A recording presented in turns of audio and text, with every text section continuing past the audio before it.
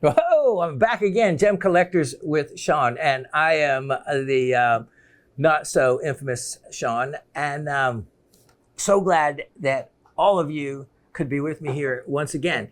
And in reading the comments, I see that you guys are just as excited as I get in bringing you the items I've been bringing you for the last several weeks. I told you as time went on, that we'd get deeper and deeper into Ravens and mine personal collection, without a doubt. And then, so you're seeing things like, Miss Gabby able to get her birthstone being peridot, and the peridot she was able to get was an incredible specimen from Norway, from the olivine. I'm not even going to try to say the Norwegian word for the name of the only olivine pit in the country, I'm sure.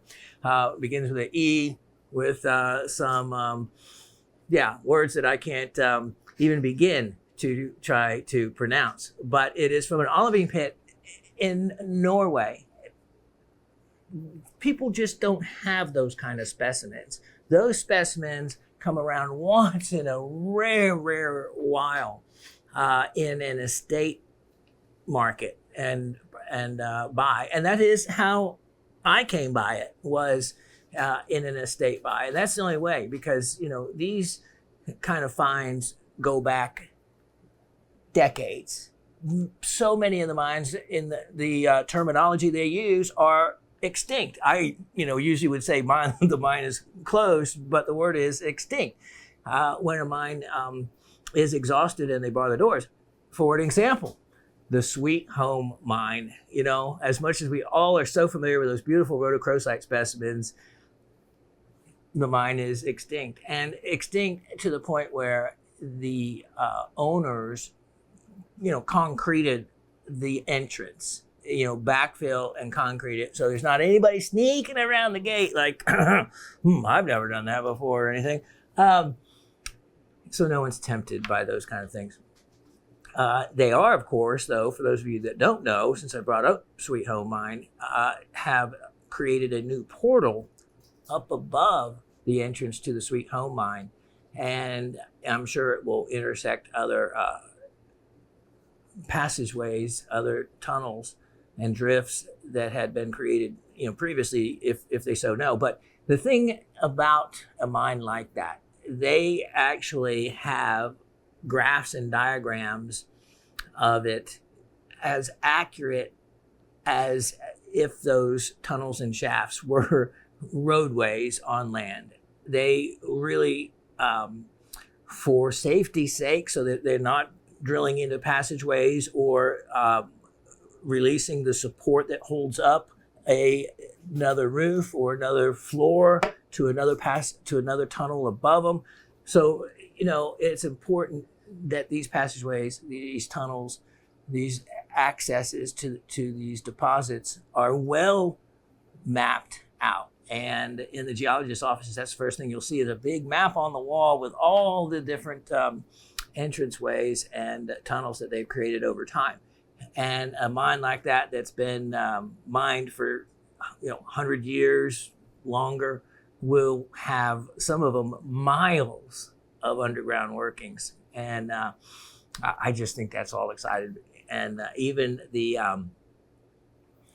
mine shafts I've been to here in North Georgia, some of them have been extensive. Some of them I haven't reached the back of.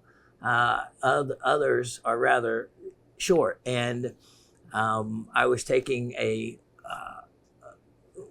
my old business partner into one that was in White County outside of Helen, Georgia. And it's in a remote, it's actually in a very nice resort. And I had done a paper for the resorts detailing the history and the mine shafts that I had discovered, most of them on this resort's property. So I had access to them. And so I was taking him into the back of one. He had never been in one. And he said to me, he asked me a question. We're in the back, and these so many of these shafts you can't stand up in if you're even 5'8", 5'9", 6 feet. You can't fully stand up in, and you can actually see the curvature of the pick marks where they were hand picked, not dynamited. So many of these shafts weren't big enough, and the type of geology dynamiting wouldn't have been appropriate. Others, yes, but many not. So you see these pick marks. You date it to 1828 to 1830, without a doubt, of course. During that period of, the South and the use of slave labor, we'll just put it that way, there was no need to dig out a hole bigger than needed. If you are using a pick, you're naturally going to be bent over using it, right? If you're working. Only if you're standing up not working would it need to be a man's normal height. So if you're aware of how these things are done, you realize that they were, trying to move as much dirt as they could without giving any importance to the height of the miner themselves. And so when my ex business partner asked me, he goes, well, we got to the back of one of these mine shafts, and he said, well, Shawn, what made them stop here? Why didn't they just maybe continue on a few feet more, and they might have hit the mother lode or, come across a really rich vein? And I answered him in about the clearest and simplest way I could say was, well, they probably wished they would have stopped 50 feet back from the point we're at now. Meaning that thought so often prevails. Well, maybe it's just in the next, few feet. Well, all of a sudden you've wasted 10 more feet, 20 feet, 50 feet. And so my reply again was, they probably wish they would have stopped many, many feet shorter than they finally did when they pulled the plug on it. So it's exciting. It's exciting because when the Sweet Home mine was converted from what was never a very prosperous silver mine to when the recent by the early 90s, owners took it over for strictly, quote, mining it for mineral specimens, primarily the rhodochrosites. And of course, the value that they pulled out in rhodochrosites, they say exceeded over $100 million worth over the years. And only at the point that they feel like they totally exhausted finding all the rhodochrosites in that particular mining system did they officially close the mine. And so so many times mineral specimens are only retrieved from a miner's lunchbox, so to speak. In other words, smuggled out, because mining is all about time versus ore. How much ore can you move in a certain amount of time? And they don't worry and stop to mine out a cavity of crystal specimens that takes a long time to do it correctly. They'd have to stop huge productions to be able to do this. So they don't. They just blast everything through. They crush everything. Only the miners that snuck these out. So a lot of specimens only are available because of that, or going in on weekends or on their own time and type thing. So you're getting to see specimens a lot of times that go way back. And I have got some really cool things. And the Sweet Home mine was not brought up today, just for an example. That's all I'll say. You'll have to wait a little longer to find out what I mean. Let's get to the comments. Now, for those of you that might have dropped in for the first time, of course, the show now is on strictly, and for those of you that have watched it before, but maybe still need some refreshers, is strictly on YouTube now, directly on YouTube. So you can find it either by searching the name of the show, through the YouTube search, or you can go at any time, leave comments with me just simply at Shawn@gemshopping.com, or go to gemshopping.com, go to the scroll now to the bottom of the home page, and you'll see a Learning Center tab.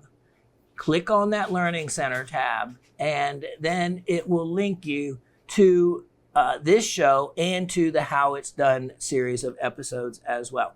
A lot of exciting things going on here at Gem Shopping, including me being on YouTube as part of that. So in rearranging and for those progresses being made, that's now how you have to access the show. So keep that in mind and tell anyone else if they're wondering if I went anywhere. No, I didn't. I'm still there. So easy access. Go to the Gem Shopping's home page and go down to the Learning Center. Click on that. Follow the show from there, or search it on YouTube. And for those of you younger than I, or just a little bit more adept at the internet than I, all that's really easy for you.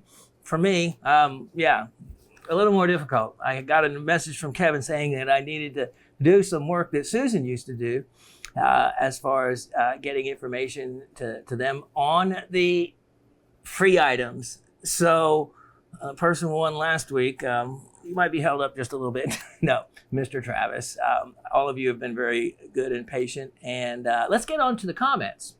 And because it addresses someone else wondering about timing. Okay, so we have first Mr. Travis. Speaking of, Mr. Travis wrote, I hope I'm not too late for trivia.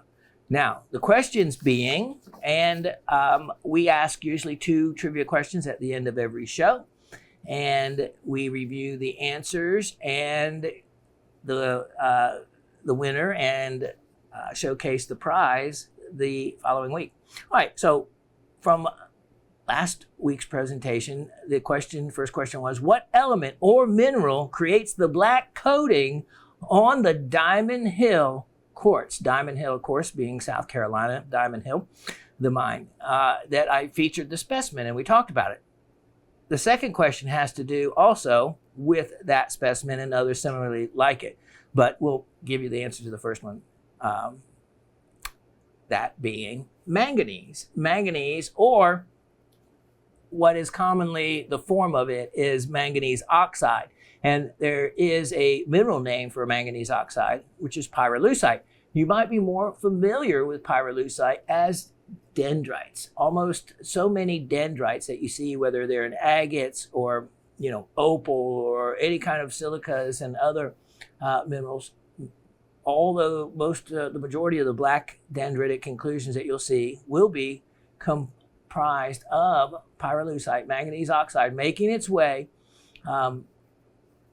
in the silica, creating those beautiful kind of formations that you're so familiar with, and so many other formations as well, not just a dendrite type formation, but other ones that are dark and black are often manganese oxide as well. Second question was, what element is responsible for the orange coating on quartz? And it doesn't just refer to the orange coating that was on the Diamond Hill quartz, also that orange coating that we know as tangerine quartz on the beautiful, beautiful color, that orange coming out of Africa, and the quartzes, so many of them around the world, and other orange inclusions or coloring.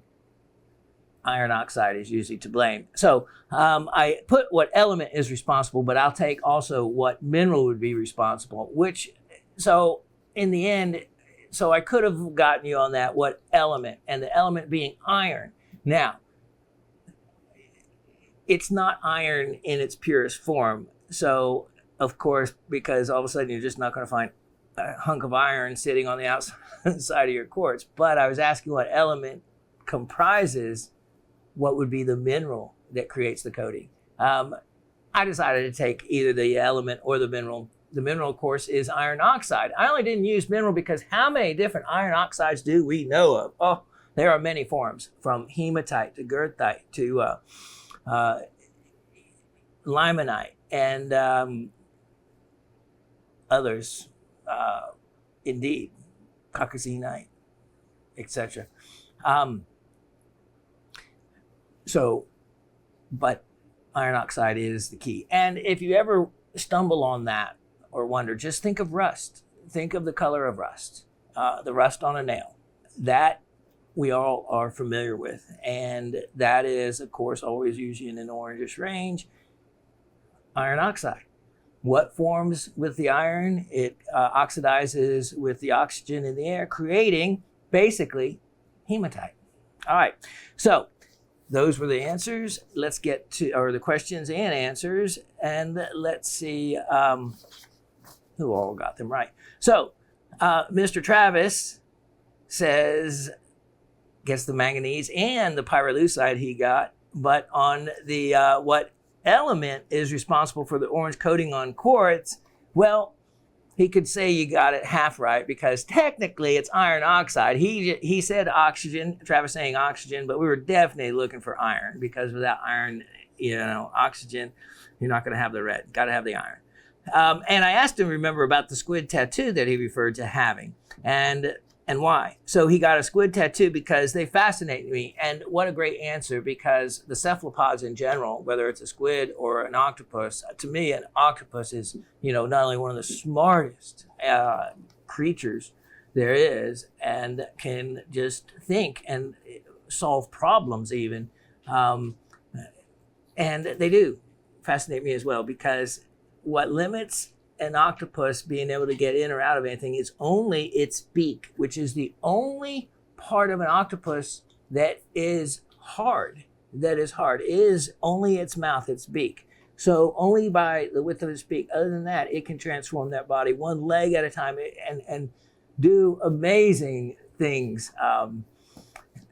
And especially with those suction cups. I mean, it's truly 20,000 leagues under the sea kind of thing still, with octopi, singular. And the blue ring octopi actually has a poison gland on it. It's extremely poisonous, that lives in Australia, off Australia in the barrier reef.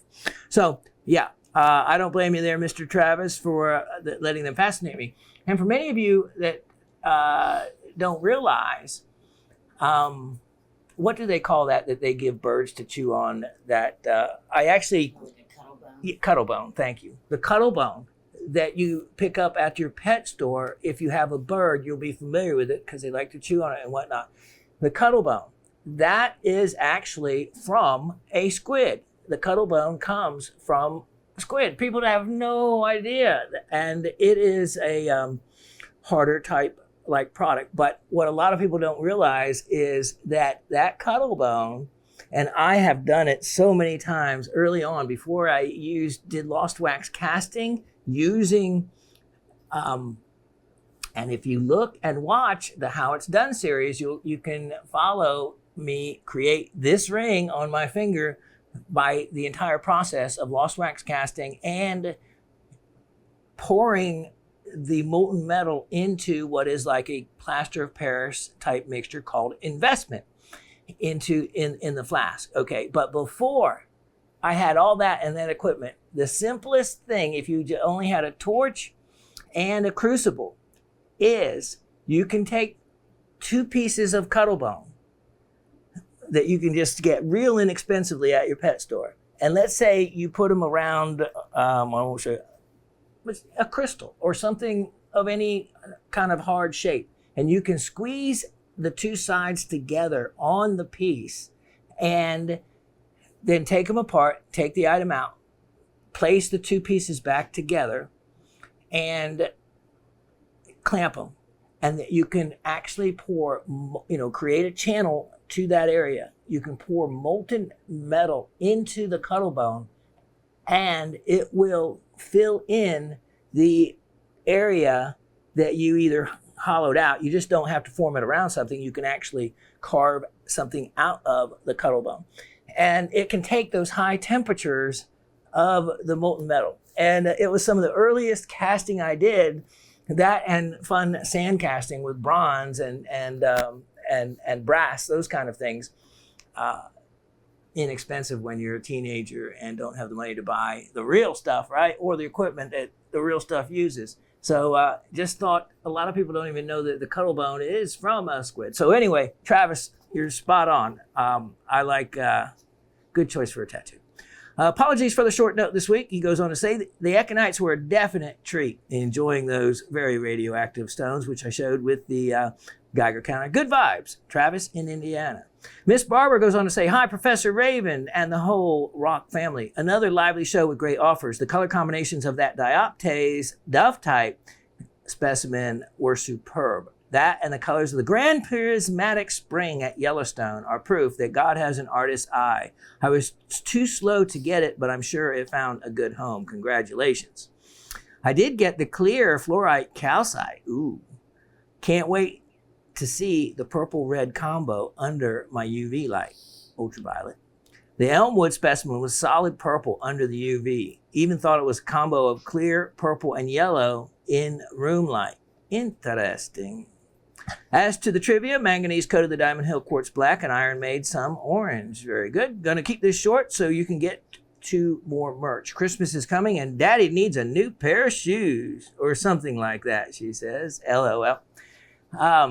Very cute, Miss Barbara. And good job on getting the answers right. Miss Elisa in Florida says, hello to the lovely Raven, Professor Shawn, GSN crew, and the Rock family. Wow, your item sold fast again this week. However, I did get that beautiful zeolite that you ended your show with, but struck out on the other 7 items she had written down. Oh my, Miss Elisa, I wish I had another one of each of those 7 items. Wow.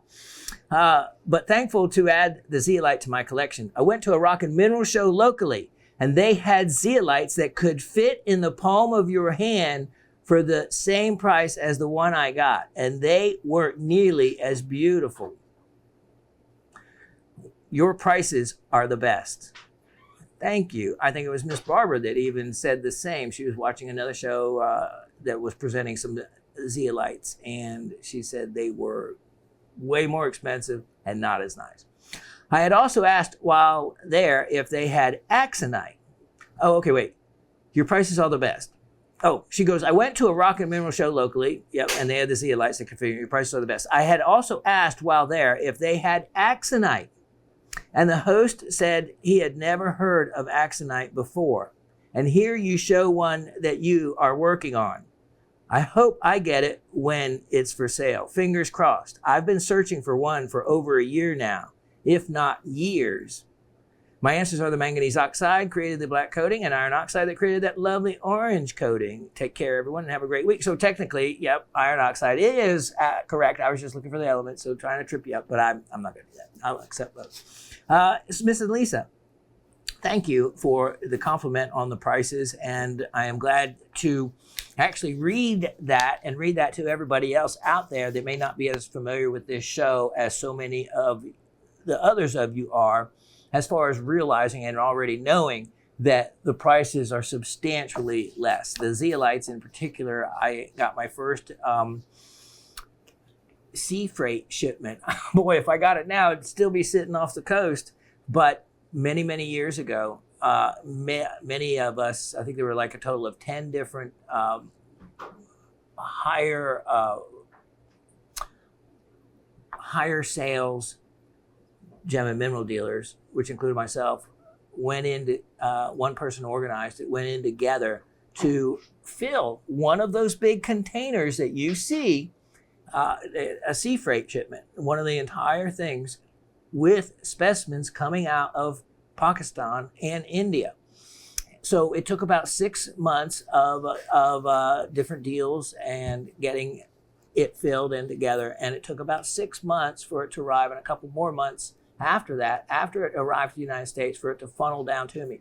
But by far and large, the amount it reduced the price of a specimen by doing it that way. A lot of you don't realize that specimens like that, how they get here, someone has to pay. You're not going to be flying them, right? Well, I guess you could a few at a time, but that would be very expensive. So they certainly can't go by rail across the ocean. Sea freight is the only way, but that price is marked way up. It's not broken down into the actual cost. So much of the cost of a mineral specimen, a lot of it can be actually the shipping. And by me doing it that way, and me just costing out the shipping, the real cost of the shipping and adding that back in the specimen cost, made it come out so much less. And you're seeing that in why I can sell the zeolites at the price that you see. And there were some really nice quality pieces. Many of those quarries now are closed for many different reasons. Population, a lot of them were out just outside of Mumbai, which is Bombay, a huge, sprawling city. And the population just pushed out beyond where a lot of these quarries were operating. And there's other sad stories that go with that as to why they're not operating now. Many of them, those specimens are here and then they filter into the market and then are gone. So anyway, regarding the axonite, I'll certainly let you know when it was for sale because I will sell it in this show. So I just need now to transfer it.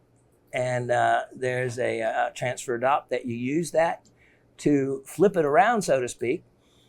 Kind of like a train. You ever see the way they turn around the engine of a train?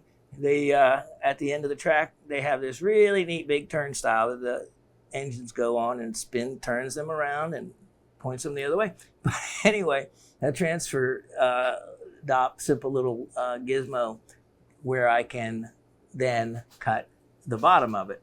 So that's interesting. Axonite, for them not to hear of it, just tells you that they don't go very deep in their level of knowledge of minerals. And axonite to me is something that they should be familiar with. The playcroak nature of it would warrant that. But I've sold rough axonite specimens here, beautiful, sharp wedge-shaped pieces, as well as someone's going to get a big faceted pear shape with a great color change you've already seen. So thanks to Lisa for the compliments. Miss Margaret, aka Peggy, to the beautiful Raven, the smartest rock man Shawn and the kindest rock family. Very sweet start. I sent this email last week to the wrong address, so you did not get it, I guess. No, I did not. This week's show was also as amazing. That Diamond Hill quartz was spectacular. I thought it would have made a great doorstop also. Trivia, the black coating on the Diamond Hill quartz is manganese. The orange coating is created by iron. You're getting both of the answers exactly correct, especially the iron part. Again, I just love the happiness and passion you have for crystals and minerals. It makes me want to get out there and look down, as Mr. Anthony would say. My own backyard can have some great treasures. It absolutely can. I've told you the story about right there in Metro Atlanta, finding the kyanite behind a big apartment complex that, I just thought there was just no rock hunting nearby. And in a little creek when my son was only like 4 years old, there we found 1 inch long, nice kyanite crystals. It was amazing. It was truly sent on a day that I needed something like that. So I don't know. Magic happens. Please get that checkup. I'm working on it. We have a date. Enjoy this time of the year. It is my favorite. Find your joy, Miss Peggy. Yep, it was my mom's as well. And her birthday was just would have been a couple weeks ago. Miss her greatly. Miss Ursula says, Shawn, hello and a good evening to you. Today's podcast was chock full of wonderful items and your enthusiasm was notable throughout, especially while you were describing your newest project, cutting the crown of the axonite gemstone. Yeah, I'm glad you noticed how excited I am about that. Manganese oxide or pyrolusite created the black coating on the reverse side of the quartz coming from the Diamond Hill mine in South Carolina, while iron oxide caused the orange coating on this fabulous looking specimen. But I'm not sure whether I would use it as a door stopper. OMG. I know. I knew some people might think that's a good idea. Others, maybe not so much. Miss Penny's comment regarding the loss of the honey opal was heartwarming indeed, and thanks to your generosity. The second slice is featuring now an exquisite selenite rose from Morocco. Wishing all a good night and looking forward to your next show. Sincerely, Miss Ursula. Thanks for that, and I'm sure Penny will appreciate your comment as well. Her shocked that someone would actually take a free item that wasn't for them is surprising, I'm sure, to all of us. Mr. Anthony says, hello all, great show. You mentioned Mark the Opal Hunter. I try and catch a show when he's on, and actually saw a show when he had red barrel jewelry, 1.5 carat stone somewhere. Outstanding. This week I scored one of the Mexican opal parcels. Love playing with them like a mini treasure hunt. You can see I do as well. Also got the Morocco sugar quartz geode. Very strange thing going on. Still no items ordered from that show, but received ruby from last week's show. I put this on and sent this directly to the man, Kevin himself, and he will figure out exactly what's going on. Maybe you already have gotten the pieces. That order included that amazing agarine specimen. Wow, so you're the one that got that? Wow. We want to make sure that you receive it. Hopefully by the time you are reading this, I will have it on a cabinet shelf. Hope so too, but if not, I put the right man on the job. Cindy in Pennsylvania says, hello, Rock family. Excellent show today, Shawn. So much good stuff. I got the Aurora Borealis Mexican opal parcel. So excited to add another type of opal to my collection. Magnesium oxide and iron oxide. And Miss Cindy in Pennsylvania, I don't know if you were far enough north. I have always wanted to see the Northern Lights, Aurora Borealis. So I know that it dipped into parts of North America and northern United States. So maybe you got to see that. But I do know the piece of opal you were talking about with the Aurora Borealis. That's a great name for that particular stone in that parcel. So now I know that both of those opal parcels sold as they should have. They were really, really great pieces. I hope the coming week is good to everyone. Cindy in South Central Pennsylvania, who got a surprise day off tomorrow. It has been a good day. Opals and an extra day off. Can't beat that. Miss Ursula, this is from last week on Miss Ursula. Shawn, hello and greetings to you, Miss Raven, and all our friends in the Rock County community. The answers to Monday's trivia contest are reaching you a bit late. Cerusite is a lead carbonate, and Bixbite, aka Red Barrel, is associated with the Wawa Mountain Range. Well, you would have gotten them both right on time. Good things come to those who wait, and what a surprise you had in store for me. Incredible. The Australian Honey Opal Wedge made a perfect companion to the Ontario Calcite and Calco Pyrite specimen that I purchased from you more than 2 years ago. Thank you for being so kind-hearted and understanding. The recent fall weather has been too cool to ignore, and I just had to take a chance to get out for some long overdue downtime. You mentioned the Etowah River as one of your most favorite places to visit. Yeah, since it's like, well, we drive literally along it for part of our drive to the house, and from our house, I don't know, maybe no more than a quarter mile through the woods, and this is the section that we have kayaks that we kayak ourselves, and it's just it is truly the way it was when I go down it. I feel like I'm a Cherokee Native American and going down that river hundreds of years ago, because you have actually have more privacy now than you would have back in 1828 and 1830 when there's nothing but a gold rush going on along there, and it would have been a heyday of a time.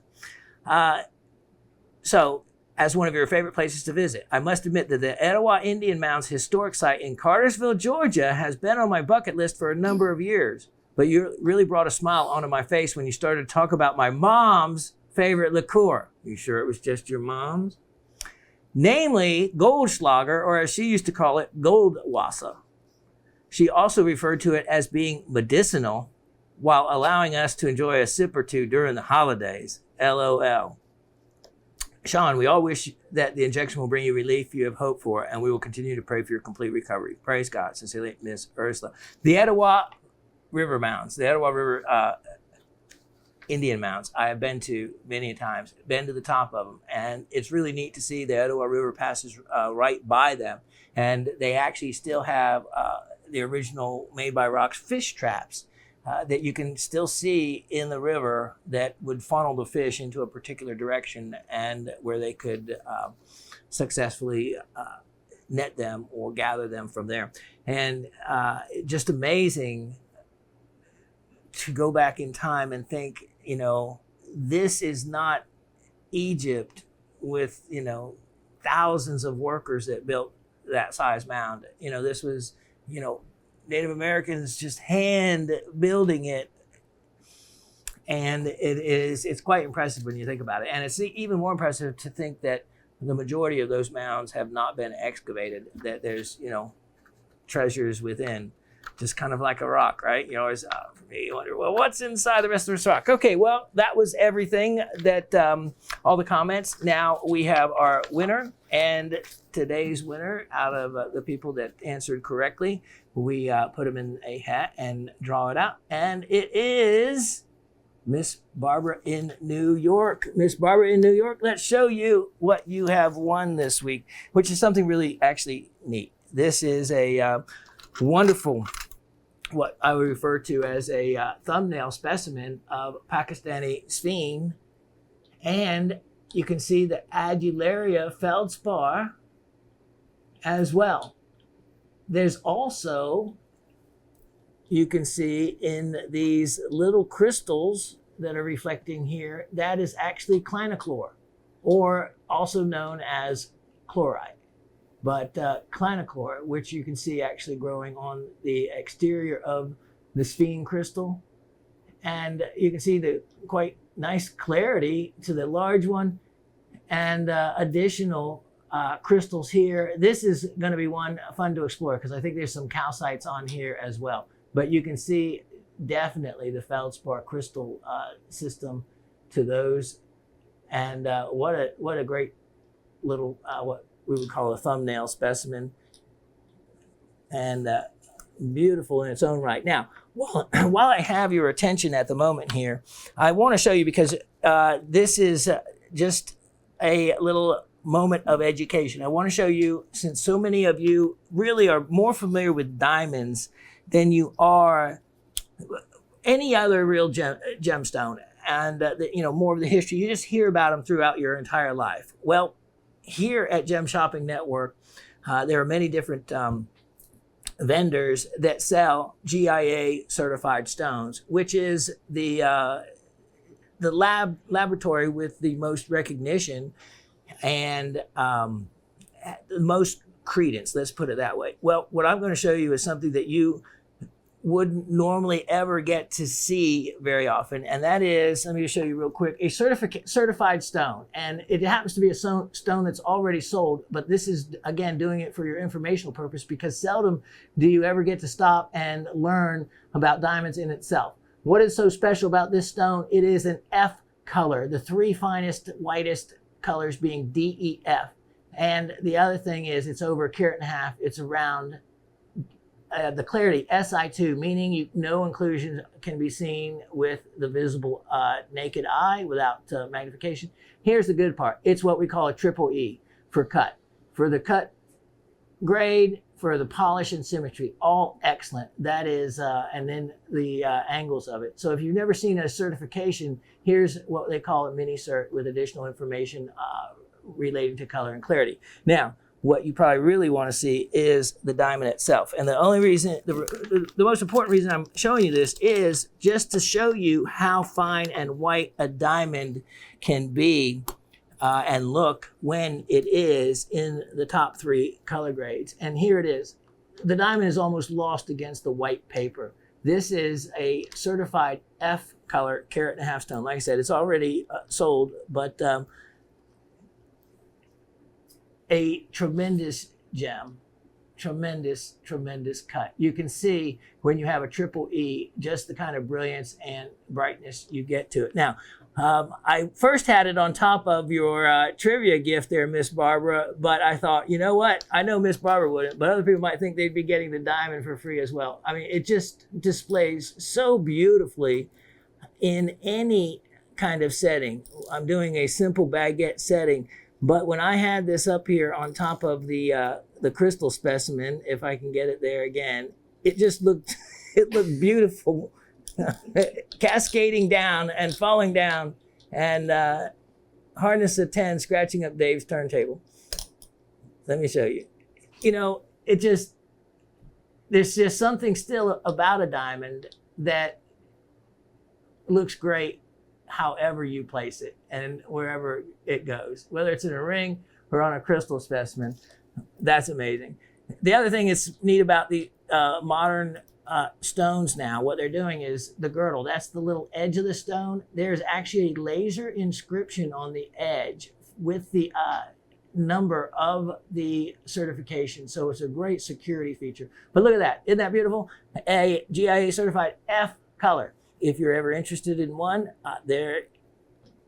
just work with the vendors here, and I'm sure they can come up with a diamond for you. This one went to a friend of my son's, and a beautiful, beautiful, rare opportunity indeed. And if you're curious about a stone like this and the cost of something like this, it's anywhere from like $18,000 to $20,000, something like that. And yeah, you get a provided it's GIA certified for those kind of stats. It's a beautiful, beautiful stone. All right. We're going to tuck that one away safely. I'll be right back to you. Okay, so all of you wouldn't fast forward to whatever I had that I referenced about Sweet Home. Here it is. I thought I'd start off with the specimen, the Sweet Home Mine rhodochrosite piece. And, you know, anything rhodochrosite coming out of the Sweet Home Mine, to me, is fantastic. It can be a little tiny, tiny little crystal, and it doesn't matter. Everything's great. This specimen is really stunning because it shows some of the major specimens that come out of there, but it's been done in a slice. It reveals look at this, an inner, and that's why I say you never know what's inside a rock that comes out of these mines that may expose a crystal on the exterior, but you never know what's on the interior. And what this is, let me show you. Look at this, okay? And it's just a slice. So in the slice runs this quartz vein. And in that quartz vein, you have several different minerals that have formed. You have rhodochrosite, you have quartz. Look at on this side, look at the purple fluorite crystals. Look at and then in this pocket, as we go in this pocket, Dave will give us a tour inside it. Look at the beautiful quartz crystals. And then moving down here, look at the rhodochrosite crystals. And that pinkish rhodochrosite, a little bit more whitish color, will be when rhodochrosite forms a little bit more of the calcite end of the carbonate mix as opposed to the manganese end. But here you have the wonderful, wonderful manganese carbonate known as rhodochrosite that the mine is so famous for. Look at back in there. So this is how a lot of the development in the Sweet Home Mine occurred and how the crystals were found in these seams and pockets as hydrothermal fluids flowed through at different times and at different temperatures. Now, a lot of items like fluorite, calcite, rhodochrosite can form as low as 200 to 300, 350 degrees Celsius. So they're not real high temperature fluids many times that will deposit these. Now, you can see the larger size to it. What we also have here, like you can see up here in this corner, you can see that there is pyrite. There is pyrite scattered throughout this specimen. Then up here, you have calcite. And an easy way to always tell, remember, if you have tweezers or a pair of scissors nearby or, a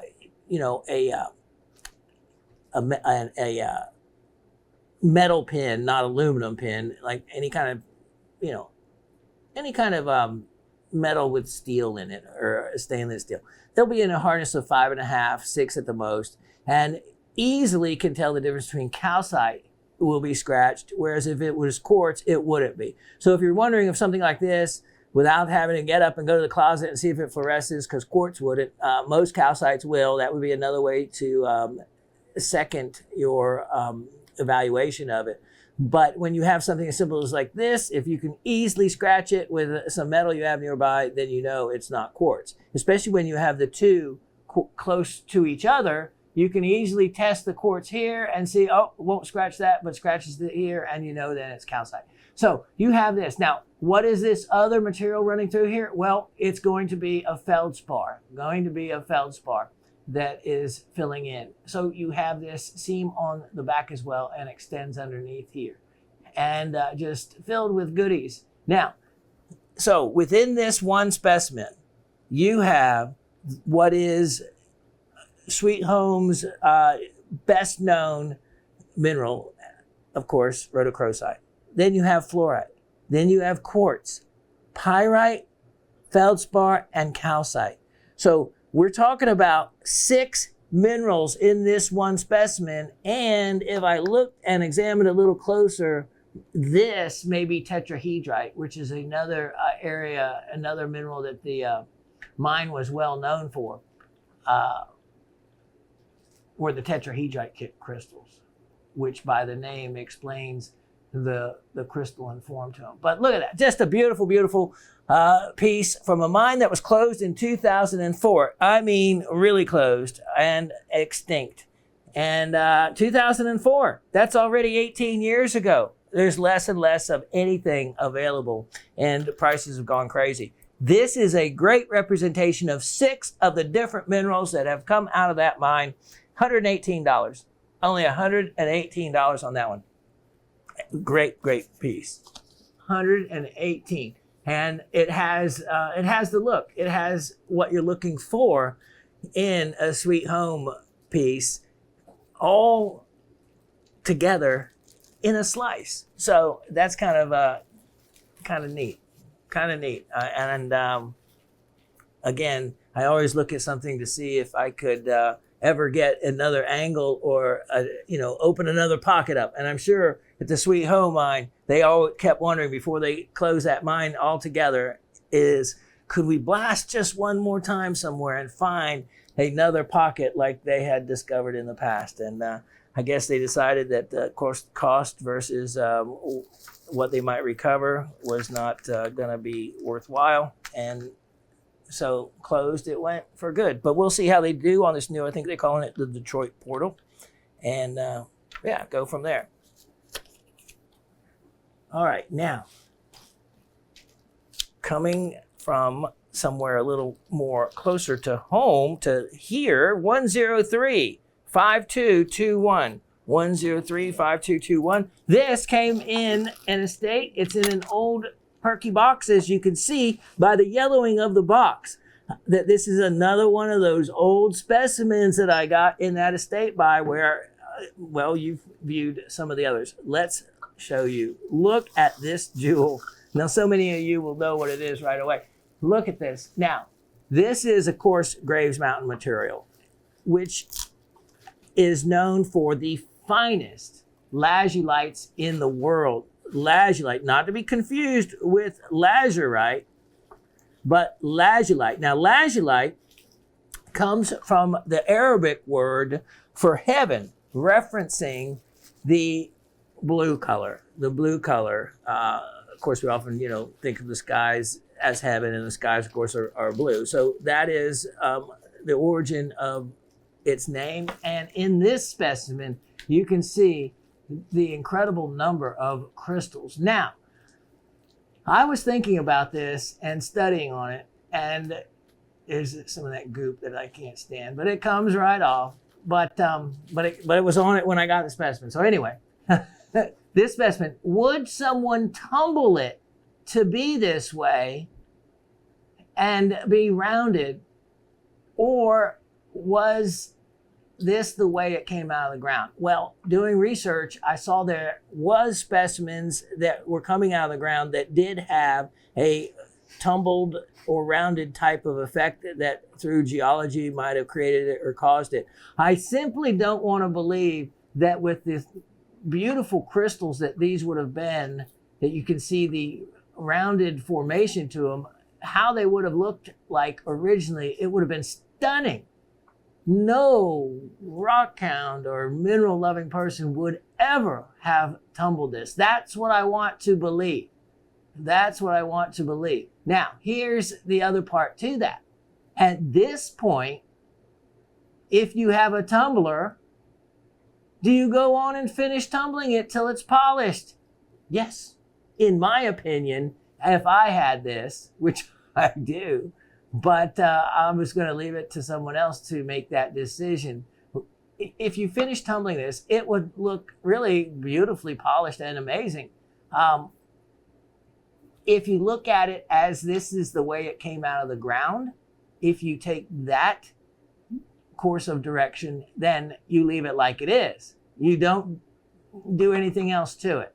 But if you believe that this rounded form was man-made, then go ahead and, finish tumbling it to a polished look if you want. I want to think that this is the way that this was found from the ground. And there's some other things that tell me that there's some edges here that wouldn't have still been as sharp. That's what I want to think. And either way, the number of lazulite crystals in this piece and the crystalline shape to them and the color. You can see there's the infamous twinned crystals that they're known for there. Most and a lot of the lazulite is a denim color, is a lighter blue than this. This is a very, very dark color. Remember, named after the color of the heavens, the skies. That's a lighter blue color. These colors are very intense, and the crystalline shape and form to them, like the outlines, are very well defined. It's a fantastic specimen from Georgia here. And Graves Mountain is very well known, and it's a mountain that kind of sticks up out of kind of a surrounding countryside that isn't very hilly or mountainous at all. And so Graves Mountain is more of a hill, but compared to the surrounding countryside, it looks like a mountain. There has been an incredible number of crystals and some of the world's finest rutile from their mine there as well. It is without a doubt produced the finest lazulite, absolutely, that there is. So there you have it. Now, opportunity on this guy is exactly that, a fantastic opportunity on an incredibly, remember Graves Mountain isn't open only occasionally to collectors or clubs, and there's no way you could go and ever expect just to walk in and find a specimen like that. It doesn't happen like that. This piece is a magnesium aluminum phosphate, and your opportunity on it, how about this? Only $68. Only $68. Beautiful, beautiful chance. Now, let me show you something here. Instead of waiting to the end of the show, let me show you my early in the show zeolite. 103-5321.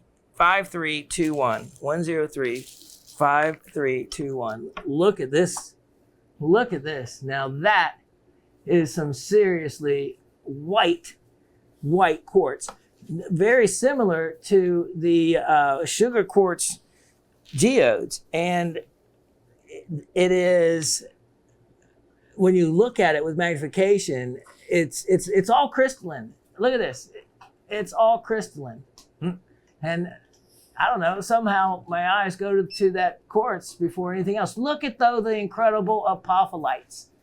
And then, of course, the peach stilbites. This is amazing to have this fine white string of apopholites in a different habit or form than many times you see them. Many times they'll be, there's a little bit of a mirror apopholite there. They'll be, look more like a square. And as we come out from this specimen, you can see that the string of apopholites run very attractively right through and across that big stilbite. And you never know with zeolites. There could be other ones hiding, like a little, you never know. You just gotta look really close. Look for little gyrolites. Look at it. There's another stilbite on the back. Oh yeah, on the back, speaking of, when you see the green, so you have celadonite, that's another one. And then when you look into these veins, if it's not quartz, look at it to be garnetite, another zeolite. And then, of course, you have your basalt that they all form in. So beautiful, beautiful specimen representing, two fantastic zeolites against sugar quartz, and really, really attractive. Only $44 on that. Only $44 on that one. Now, I'm going to do a fun little specimen here in a few moments, but it's going to go along with a little bit of a lesson on magnetism. So, but that's coming up.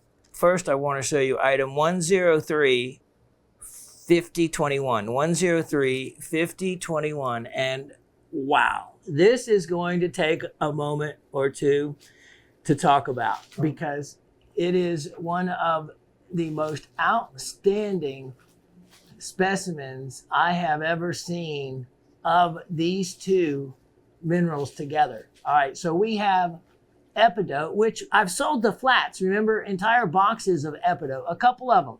I think Miss Penny got one, Mr. Anthony got one, but none of them had the Epidote with this incredible, you can see the reflection off of that, because orthoclase is one of the feldspars that have the moonstone addulurescence effect. And that's what you're seeing, large orthoclase crystals with, nestled amongst the Epidote, or vice versa. Now, when I was exploring this specimen, and it is three-dimensional all the way around, you can see the whole piece. Now, it's going to take Dave to come in and find what I'm looking for, because I put on magnification and then I came in closer on it. First, let's look at some of these Epidotes. These Epidotes are completely different than some of the other ones in the flat. These are independent crystals that are striking in their color and their clarity, and they are tucked in all different directions around on this piece. So I was looking at this and exploring it, and being that I couldn't really figure out exactly which end was like an up or down, it was difficult to go back and relocate what I thought I first had seen. Okay, I saw this little mark there and the shape of that. That was unusual, okay, for Epidote or anything. That's what first kind of told me there might be other mineralization present. And then I came upon this. Let me get the pointer. This is what just set me back.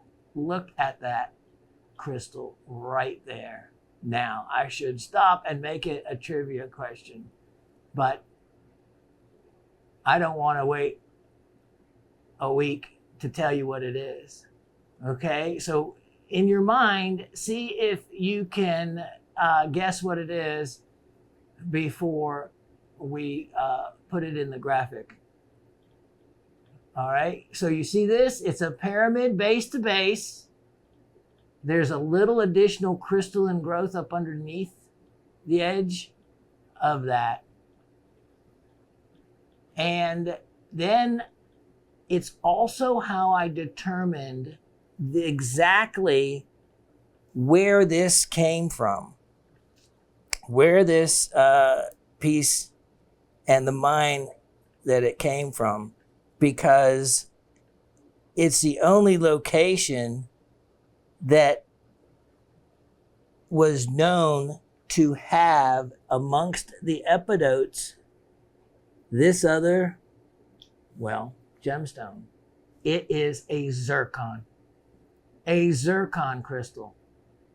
And wow, what a discovery. So once I found that one, It was only a moment later, I looked right up here and there's another one tucked right in there. As you can see it, you can see one end is tucked into the matrix. And then I got to looking for them in particular. And then once you're looking for something and know they're there, it's amazing. Then you're able to spot any others in a lot shorter period of time. And then I started seeing them.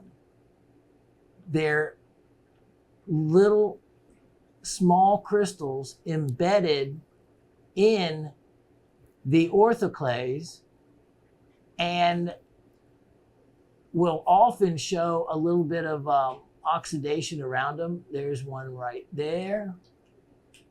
Then look at this one right on top, right there. You can see the square form to it right there. And as I was looking at it, there were a number of them that,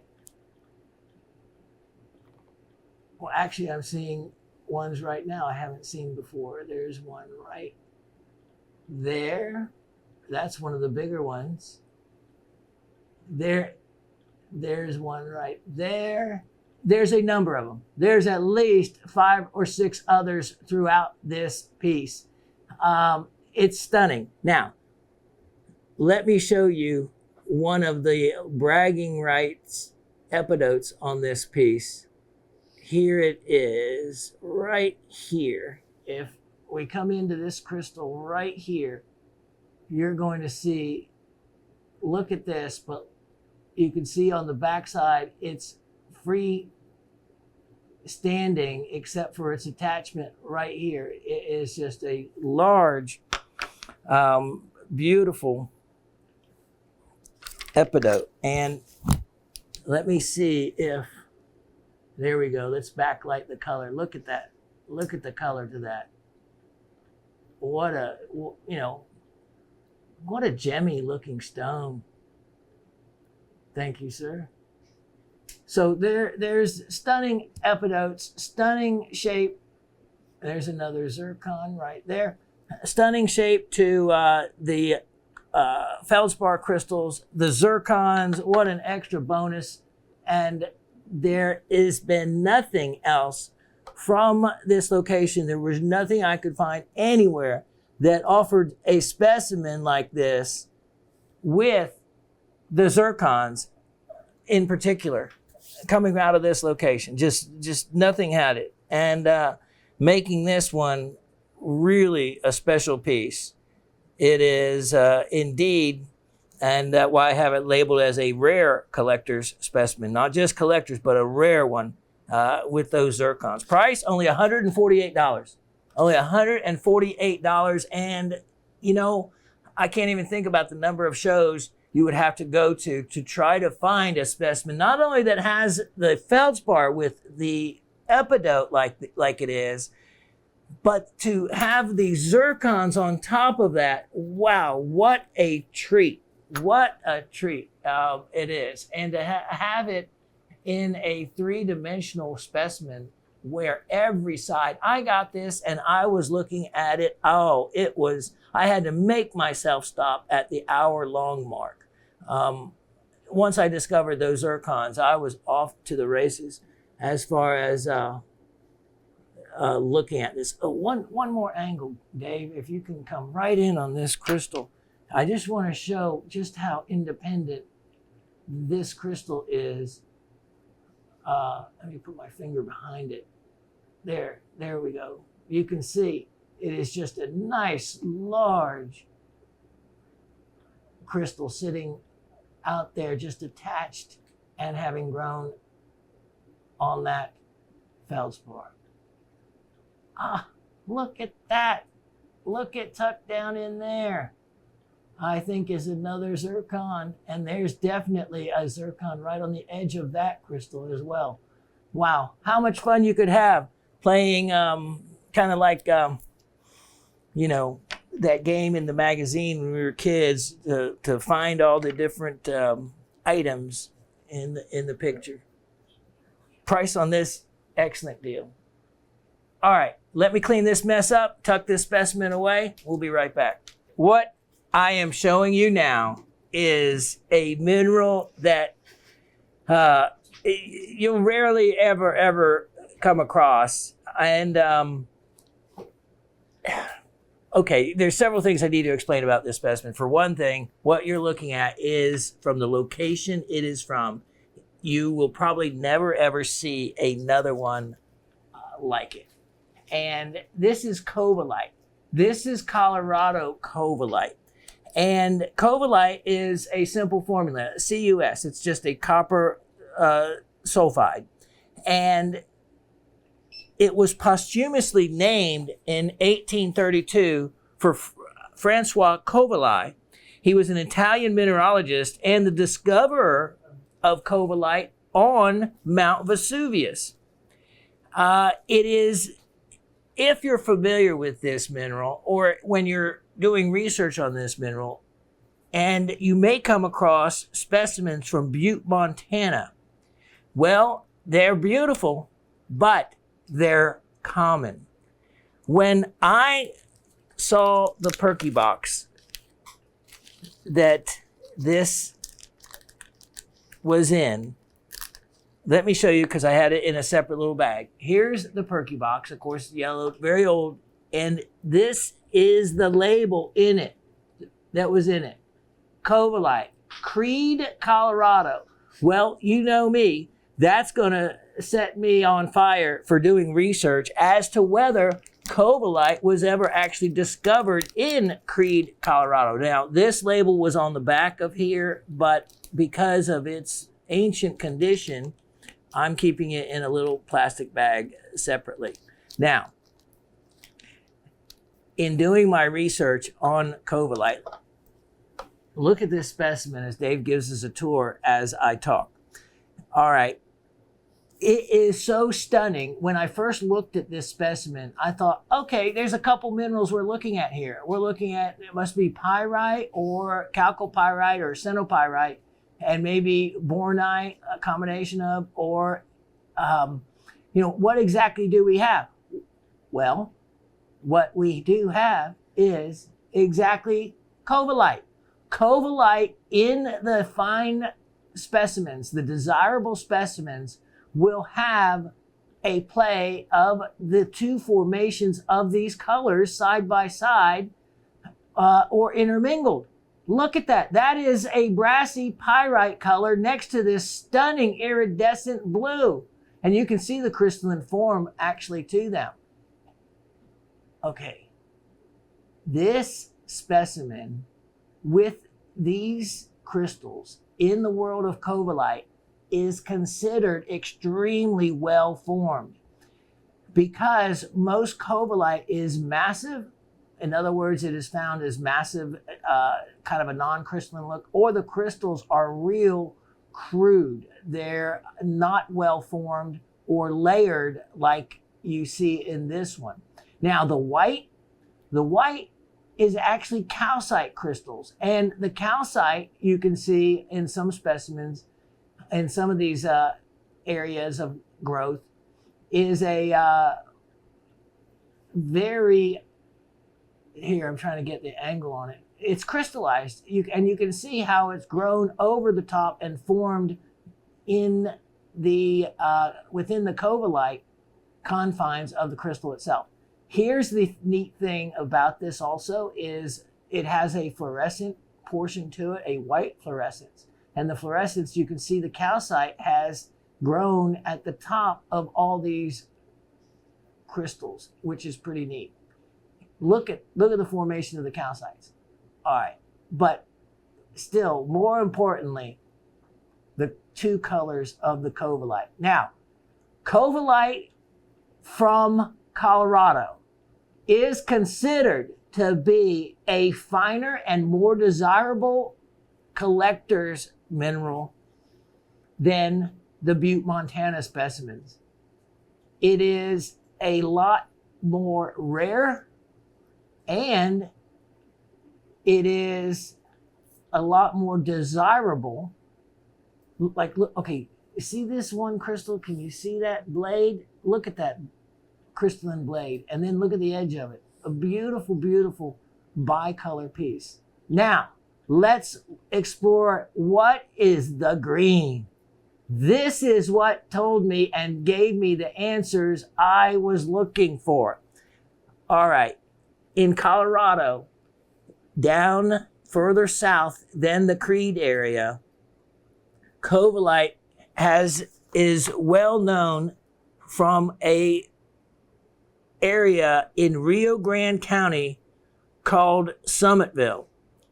The Summitville Covalites are the Covalites. When you look up Colorado Covalites, that's what you see being offered, is Cobalite from Summitville. But is Summitville, and I didn't recognize the counties. Remember, I used to live in Colorado, in Denver's, but I don't know all the counties for what relates to the cities and what relates to the mineralogical record. What does and is consistent is the amount of information from the mining districts. This goes way back and was well cataloged coming from each mine, and geologists were in use, and a lot of this was well documented. All right. So from the Summitville area in Rio Grande County in Colorado, there were Covalites. There were Covalites of the two colors, but what was not found in the list of all the minerals that were found in the surrounding mines and Summitville itself was there was never any malachite discovered with any of the Covalites. But coming out of the Creed, Colorado area and the county, which is a great name for a county. I wish I lived in the name of the county where Creed, Colorado is. It is called Mineral County. Mineral County. I would love to live in a place that was Mineral County. From Mineral County and the mining district of Creed, Colorado, there was malachite found with the Covalite, proving that not only was the label correct in where it said this specimen was from, but the specimen tells you and confirms that it is a specimen from Creed, Colorado. You know how many specimens you would ever find of Covalite from Creed, Colorado if you were out to look for one? None. Maybe in a museum, maybe in an old collection, but at a mineral show, no, you're not going to find any. And then if you did, how would you know that it was actually a specimen from Creed, Colorado if it didn't have malachite? This is just extremely rare to have a little bit of malachite showing on the specimen as well, but this would have been documented if it had been coming from Summitville. This is the how you play forensics in determining where a mineral specimen is from, just as you do in how they determine where a fine ruby is from, or whether a sapphire is a Kashmir sapphire, or is it just a Burma sapphire, or is it a Ceylon sapphire. They go by the type of other inclusions or crystalline pattern of those inclusions that are inside the gem itself. They don't go by, because many times, of course, they have to determine origin when after a stone has already been cut. They go by the associated inclusions. It's been documented that within corundum, sapphire in particular, there's been over 50 other different minerals discovered within corundum. But many minerals are only found and coming from a particular mine or a particular mining region. And that's how they determine Burmese from Ceylon, from Kashmir, from Madagascar, from Tanzania. They do it mostly on other inclusions found within the stone.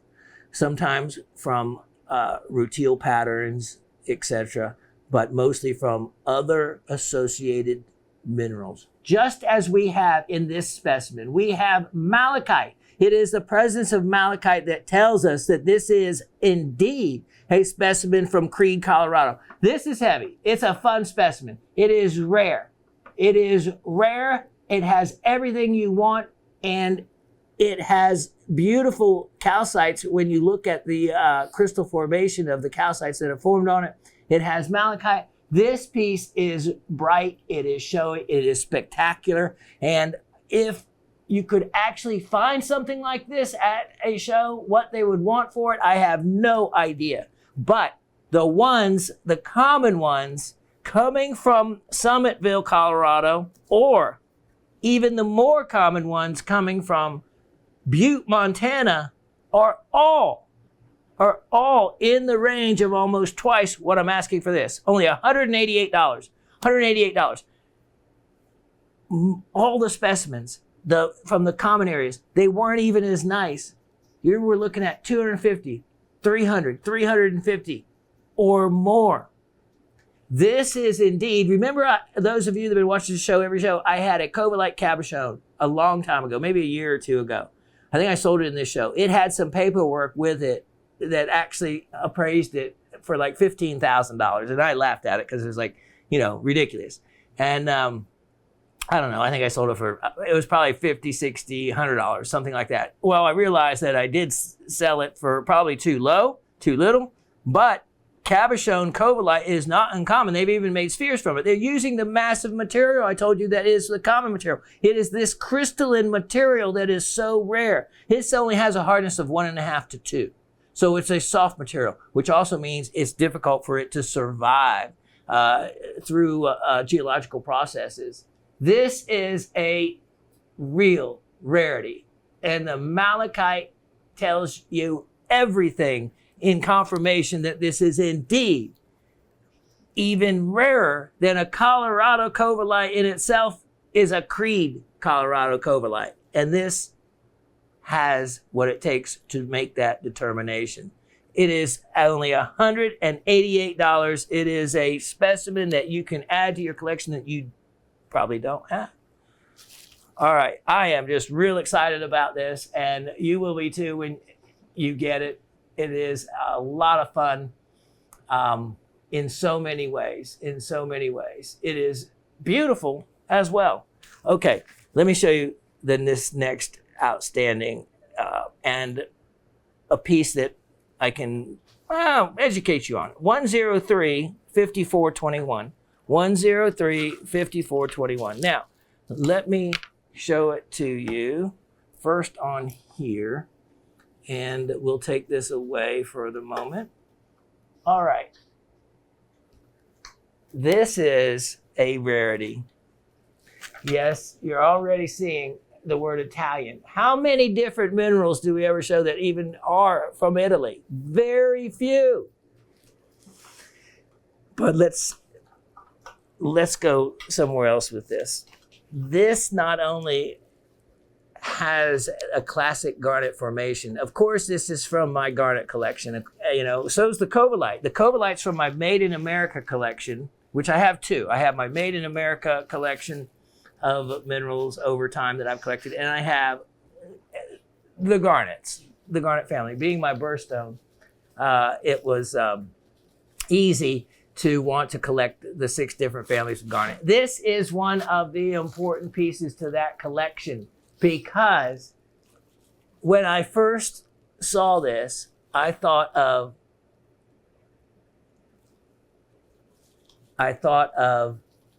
it's an almandine, which is the most common form of garnet. Almandine garnet is known as the iron garnet. And if it wasn't then an iron garnet, it was going to be a combination of pyrote and almandine, which is pyrote being the magnesium garnet. All right, so what did I first do? Well, before I did anything in looking at this, I wanted to see if it was going to be magnetic. So let me take it off of here so I don't scratch any glass, and let me put it on the plastic. All right, so it would be a simple test. An almandine garnet, how many times have you seen me use not long ago, I had that parcel of garnets only a couple weeks ago and showed you that there were some almandines in there and probably some mixed stones. But all of them picked up and reacted to the neodymium magnet, an N52, which is the official one that is used for grading with a magnet or using a magnet for determining gemstones or helping you determine. So it is a neodymium magnet, and the size is an N52. All right, now, so when I put the magnet to this size specimen, if it was going to be an almandine garnet, it would, look at this, you've seen it, it would jump on this magnet like it was a baby hugging its mother. Nothing, no reaction whatsoever. That shocked me. I took it around, nothing, no reaction. All right, remember you have the two groups of garnets. You have the eugrandites and you have the pyrospites. The pyrospite group of garnets is the pyro garnet, the almandine garnet, and the spessartine garnet. The eugrandites is the uvarovite garnet, which maybe some of you noticed the pendant I have on, loaned to me by the Miss Raven. Do you think I'd own my own birthstone uvarovite? Oh no, she's got 3 of them. So the uvarovite family, the andradite family, and the grossular family, the eugrandites. And those garnets have calcium as a common element and are separated. The pyrospites, they will have magnesium, then almandine iron, and spessartine is the manganese garnet. What a lot of people don't know is manganese is a very magnetic element in a certain ionic form. So when this didn't have any, my second, after almandine, after I kicked out almandine for as to what it is, okay, it's not almandine, there's no attraction there. Then I thought, okay, it must be a spessartine, manganese garnet. Nope, no attraction there. Then I did some research on the grossular family, in particular the hessonite. The hessonite family of garnets. Hesson is a Greek word for inferior due to the lower hardness and density of the hessonite variety of grossular garnet. Hessonite is a calcium aluminum silicate. And then when I did research for the crystal form on the hessonite garnet, what popped up and was looked exactly like the specimens that this was to be from. And that's how magnetism played an important role in confirming and determining that this was indeed a Phyllopass from Liguria. I don't know exactly how to pronounce all those Italian words now, but Italy, especially around the metropolitan area of Turin, and in the valley from that area up to Switzerland, has in some incredible grossular only, in particular hessonite garnet deposits. And from the pictures, they were exactly confirming this, because it was exactly this look. Let me show you and give you some backlighting and show you exactly what this looks like with the color. Because let me show you. This is a beautiful piece. And there we go.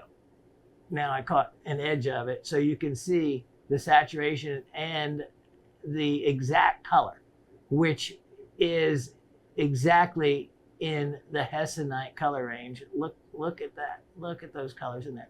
So a well-formed, nice crystal on crystal. Thank you, sir. With a little yellow tint right there. Now let me show you. On the back, right here, you have some iron oxide staining. You see this? This is the only area that I got a magnetic reaction to. And it is very faint, and you have to feel it. There you go. You can see me pull it. You see it? There we go. You see it pull ever so slightly, and it's taking, this magnet can pick up an 18-pound weight. You can see it just barely move it right there. And that is only because of this skin. On this side, on the other side, it won't, there's no effect, even on that large flat area where you get a strong pull. So this is a stunning, stunning specimen. Very rare hessonite. It's only $68. Very rare crystal of hessonite garnet, and most people will not ever misdiagnosed,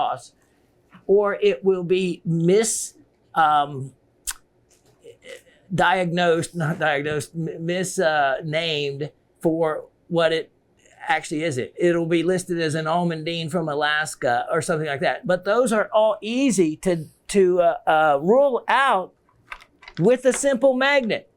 But it has to be a neodymium. It has to be a neodymium magnet, N52 if you want the official one, but any neodymium will certainly help. And it is what actually holds up the pictures behind me against a flat wall, and heavy pictures are the neodymium magnets. It's on one of those magnet walls, so it works out great. This specimen, an outstanding opportunity to get in on a very, very rare garnet. Okay, now, to go with that, and you may want to take a quick screenshot of this at home. Here is a garnet magnetic susceptibility chart, and it won't take but a moment for you to look at this and understand it. This is, as you can see, color-coded. Let me move this out of the way. Starting from the least magnetic, Leuco Garnet. You know what that is? That is the clear white garnet. Leuco Garnet. Garnet is one of the minerals in its pure form without other impurities. It is, as a grossular garnet, clear without any color. That's Leuco Garnet. Okay, so there's nothing magnetic in Leuco Garnet. It has the least susceptibility of any of the garnets. And going from left to right, it increases. You have Rosacite, then you have Savorite. Savorite, a grossular. Hydrogrossular. You can see Hessonite. Look at how low these are. Then the Molly Garnet. You know the Molly Garnet. That's the 3 different garnets combined, the beautiful yellow color garnets. Chrome Pyrope. You're familiar with the Chrome Pyrope. Pyrope garnet. Chrome. In a certain valences, chrome can have a magnetic susceptibility to it. Pastel pyrope, when you start to get into these other mixed pyropes, you can have other, like almandine present, iron present in it, creating a magnetic susceptibility. Uvarovite garnet, that's what I'm wearing around my neck, that has a chrome component to it, which can lead to magnetism. Rhodolite, you know, is 30% almandine, roughly 70% pyrope. That's the almandine garnet gives you that. Standard pyrope, you have your magnesium and aluminum connections there, and often other iron inclusions as well. Standard pyrope has a magnetic pull to it. The Malaya garnet, we know, is 2-3 garnets mixed together. Color change pyrope, that again has a chromium vanadium component and susceptibility to magnetism. Here's your almandine. And then your andradite. What do you do when you get into andradite and your demantoid andradite? You get into an iron component in this one, where that's how you tell the difference between a grossular, a green grossular, or a green demantoid garnet. How you tell the difference between andradite and the grossular, green, both colors and the same. It is the presence or lack of iron. Magnet can tell you that. Color change spessartine. Color change spessartine. Look at how magnetic that is. You have a couple of things, manganese and other magnetic components giving you a strong pull there. And the strongest, most susceptible on the chart is your spessartine garnet for the valence of manganese that makes that up. So there is your whole chart right there. And now you can know exactly where your garnet falls, and everybody will be getting out their magnets. All right, let me take a moment break and I'll be right back. Okay, so this is one of that group of specimens I told you that everybody needs to have one of. And it is those incredible, incredible batches of Pakistani material that, you know, these finds are above 10,000 feet. And it's an opportunity that actually was offered to Asif and I. You know, Asif was born in Pakistan, for him to actually go back and me to go with my mineral dealer, and he was going to actually take us up to the mines. Things politically aren't favorable right now to do anything like that in that region, but maybe another day, another time, that would be possible, because I would have loved to be escorted by someone in the know and someone that could, act as a guide and interpreter and everything else, and buy right on site. Well, as opposed to buying right on site, I had to use only one other person to be able to obtain incredible, what we call lots, or, batches of pieces. And the very rare pink apatite was one of those. And I remember a trivia question one time was to name them all. Sometimes I forget them all. Sphene, the Sphenes is another one. We're going to show some of those in a moment. But the pink apatite out of everything, along with the triplites, but still overall, the pink apatites and the quality that these are and the rarity of them probably exceeds that of any of the other groups of material I have talked about. These are incredible crystals. You can see pink apatite. This is a completely natural color and is truly one of the rarest colors. That and purple, the purple apatites that have been found.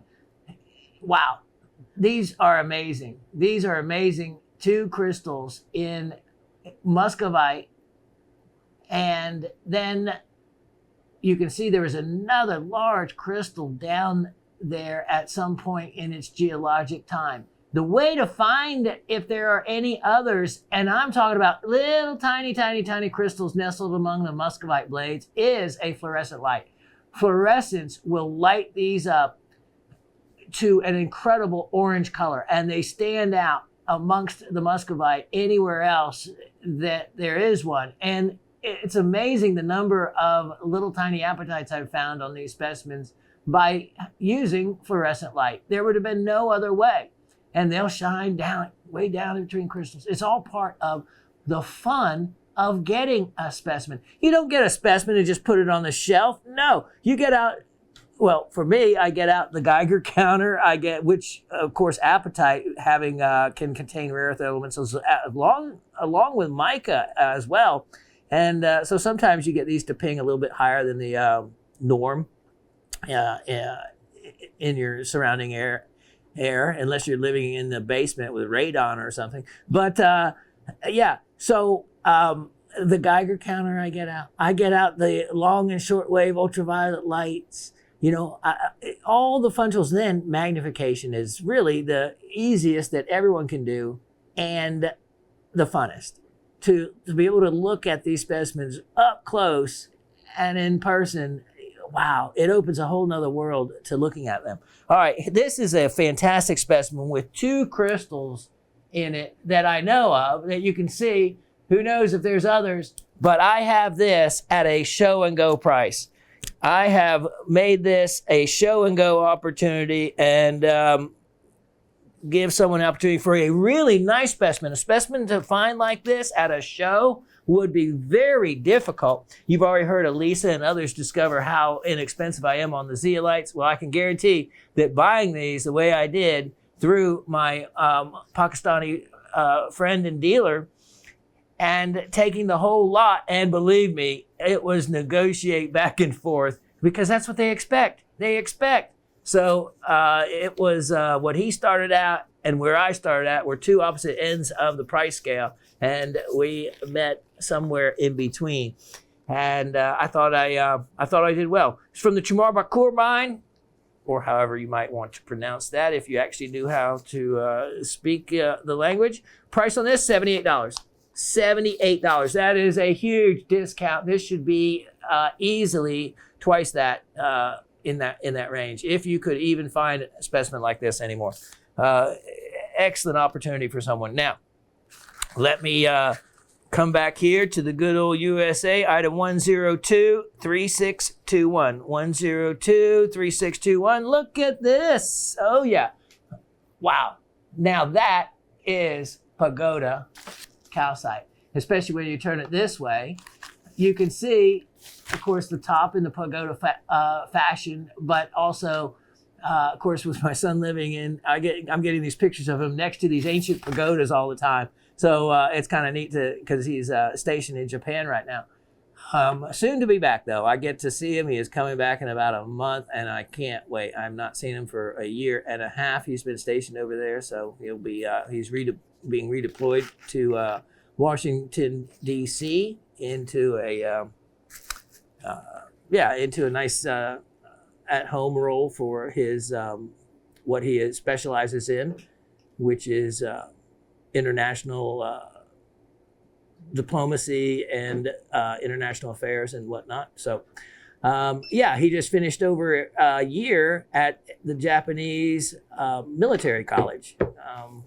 And that was after another year he spent in the DC at Johns Hopkins University getting his master's. So they're putting a lot of time and attention into him, and I think he's going to turn out well one day. He's a great kid. He's a major in the Army. I'm really proud of him. And so for him and my father, I both wished them, of course, I'm recording this show on what would be Veterans Day.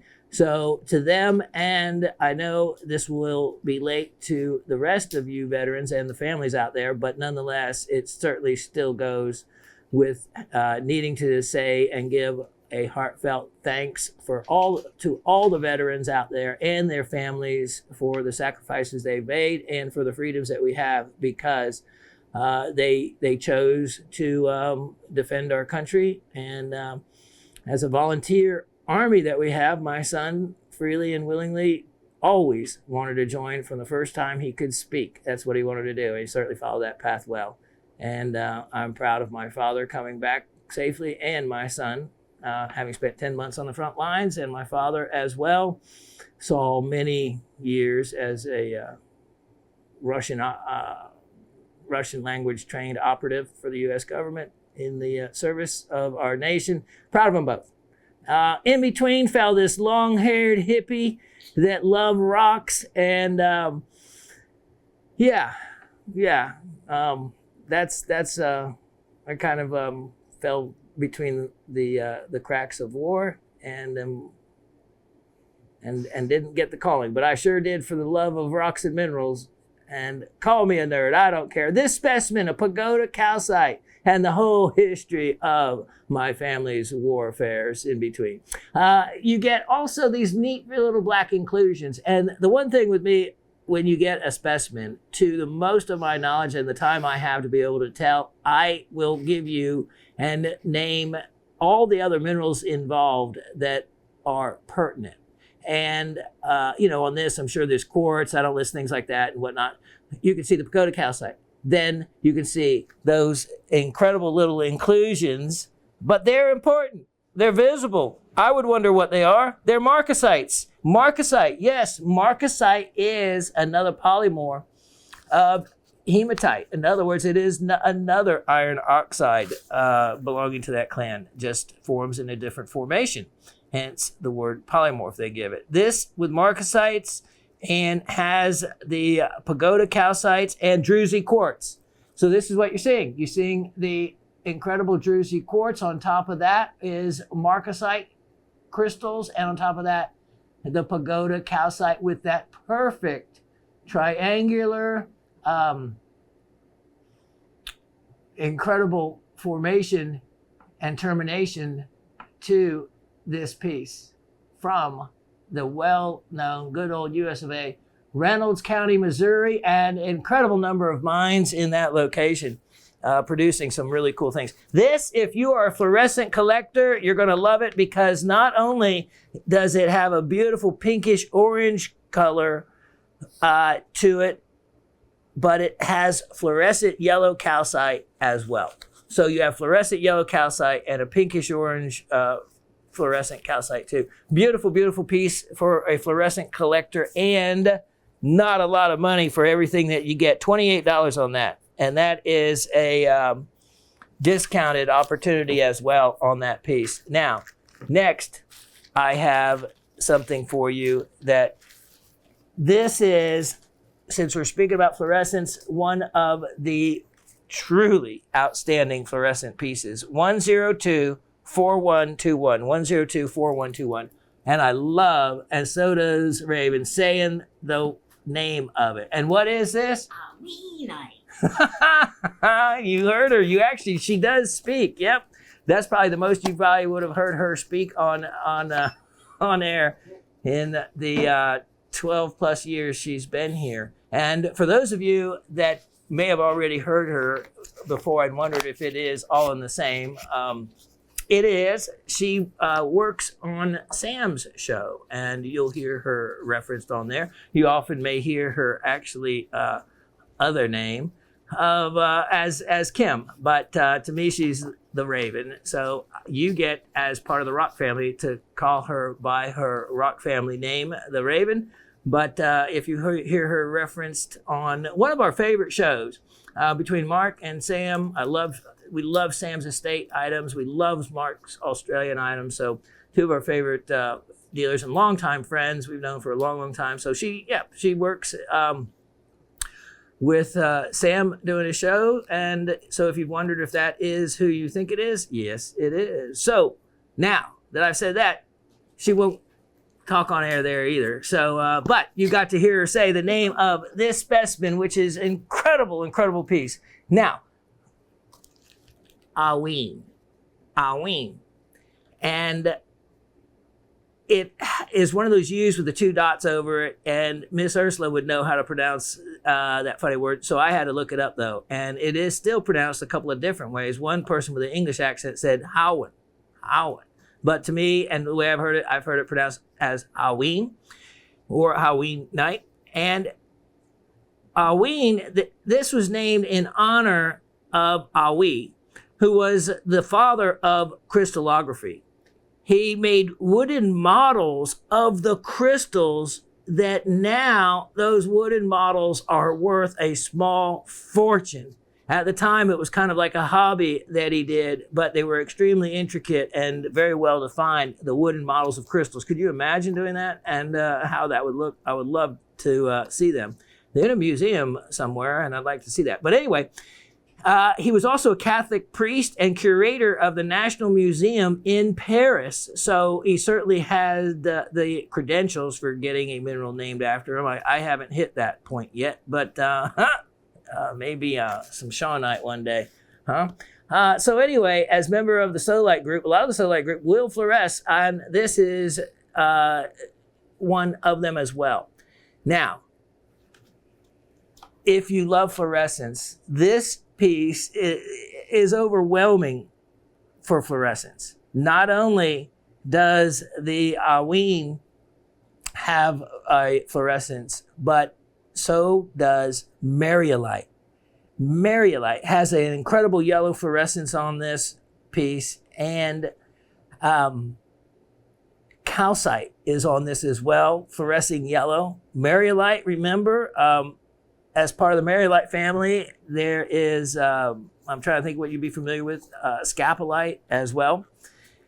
And Aween has sodium, potassium, calcium, aluminum silicate, sulfur, oxygen, and chlorine making it up. It is all that. Now, the white part here, as we go in closer, you will see that some of these have been actually pseudomorphed, or a portion of it is white. And in between, you'll see this white matrix material as well. Well, guess what? That isn't just any old white material. That is garnetite. Yes, you have heard of garnetite. We just mentioned it earlier on that zeolite specimen. The garnetite being a member of the zeolite family, and it was named after the professor of mining from the University of Lyon, France. So yeah, a couple of big heavy hitter names for minerals that were named after them. This is a real rarity. The also another mineral with this specimen. This is from the Sari-Sang area of Afghanistan. If that sounds familiar, it's because that is the big lapis producing area. So this comes, and remember, as being part of the sodalite group, and how closely that lapis lazuli relates to sodalite as well, and that eventually they're going to really do away with the word lapis lazuli, because they found out that it is mostly a sulfur dominant aween. But anyway, that's another on another level of historical value and information there. This piece, though, is a fluorescent lover's dream, and extremely rare. Here is the backside of it where it's been sawn across, and you can see the mica related kind of flashes. Well, it is mica. It's a type of mica called phlogopite. So there's another mineral associated with this as well. Price on this, how about this? I am going to give this a significant opportunity markdown as if it was a show and go, and make it only $188. Look up aween. Look at how big this is. I mean, it is this calving quality aween here, and it's a stunningly large cabinet size piece. $188. Great opportunity. Now, let's show you item number 877-819, 877-819, and you get two for the price of one here. What we're looking at is barite, Moroccan barite. And you can see these extremely well-formed barite crystals right here, and calcites mixed in around it. And of course, I don't list everything. Some things you can figure out yourself, like the beautiful little druzy quartz on the back. And get out your tools. You can't have me do all the work. I'll do all the hard stuff. But there's items on here that unless you start learning how to deduce and doing hardness checks and things like that, yeah, you won't know. Get, a black light is very inexpensive. Get some basic little tools, and magnification is the primary one. A jeweler's loupe, when everything is officially graded, is 10x magnification, and that's what I would recommend. Plus an optivisor, that's what I showed you, goes over the head that all jewelers use. If we come in really closely right here, you can see how fun a piece just as simple as this is. You look at the growth of calcite. That's where I get the calcite from. You have calcite growing over the top of the barite. How cool is that? They probably fluoresce as well. Look at those calcites growing right there. Yeah, how neat is that? And then the really nice shape. Okay, here's the other specimen. Look at this, both from Morocco. Look at that. Look at how beautiful. That's Calco Pyrite. And you know what?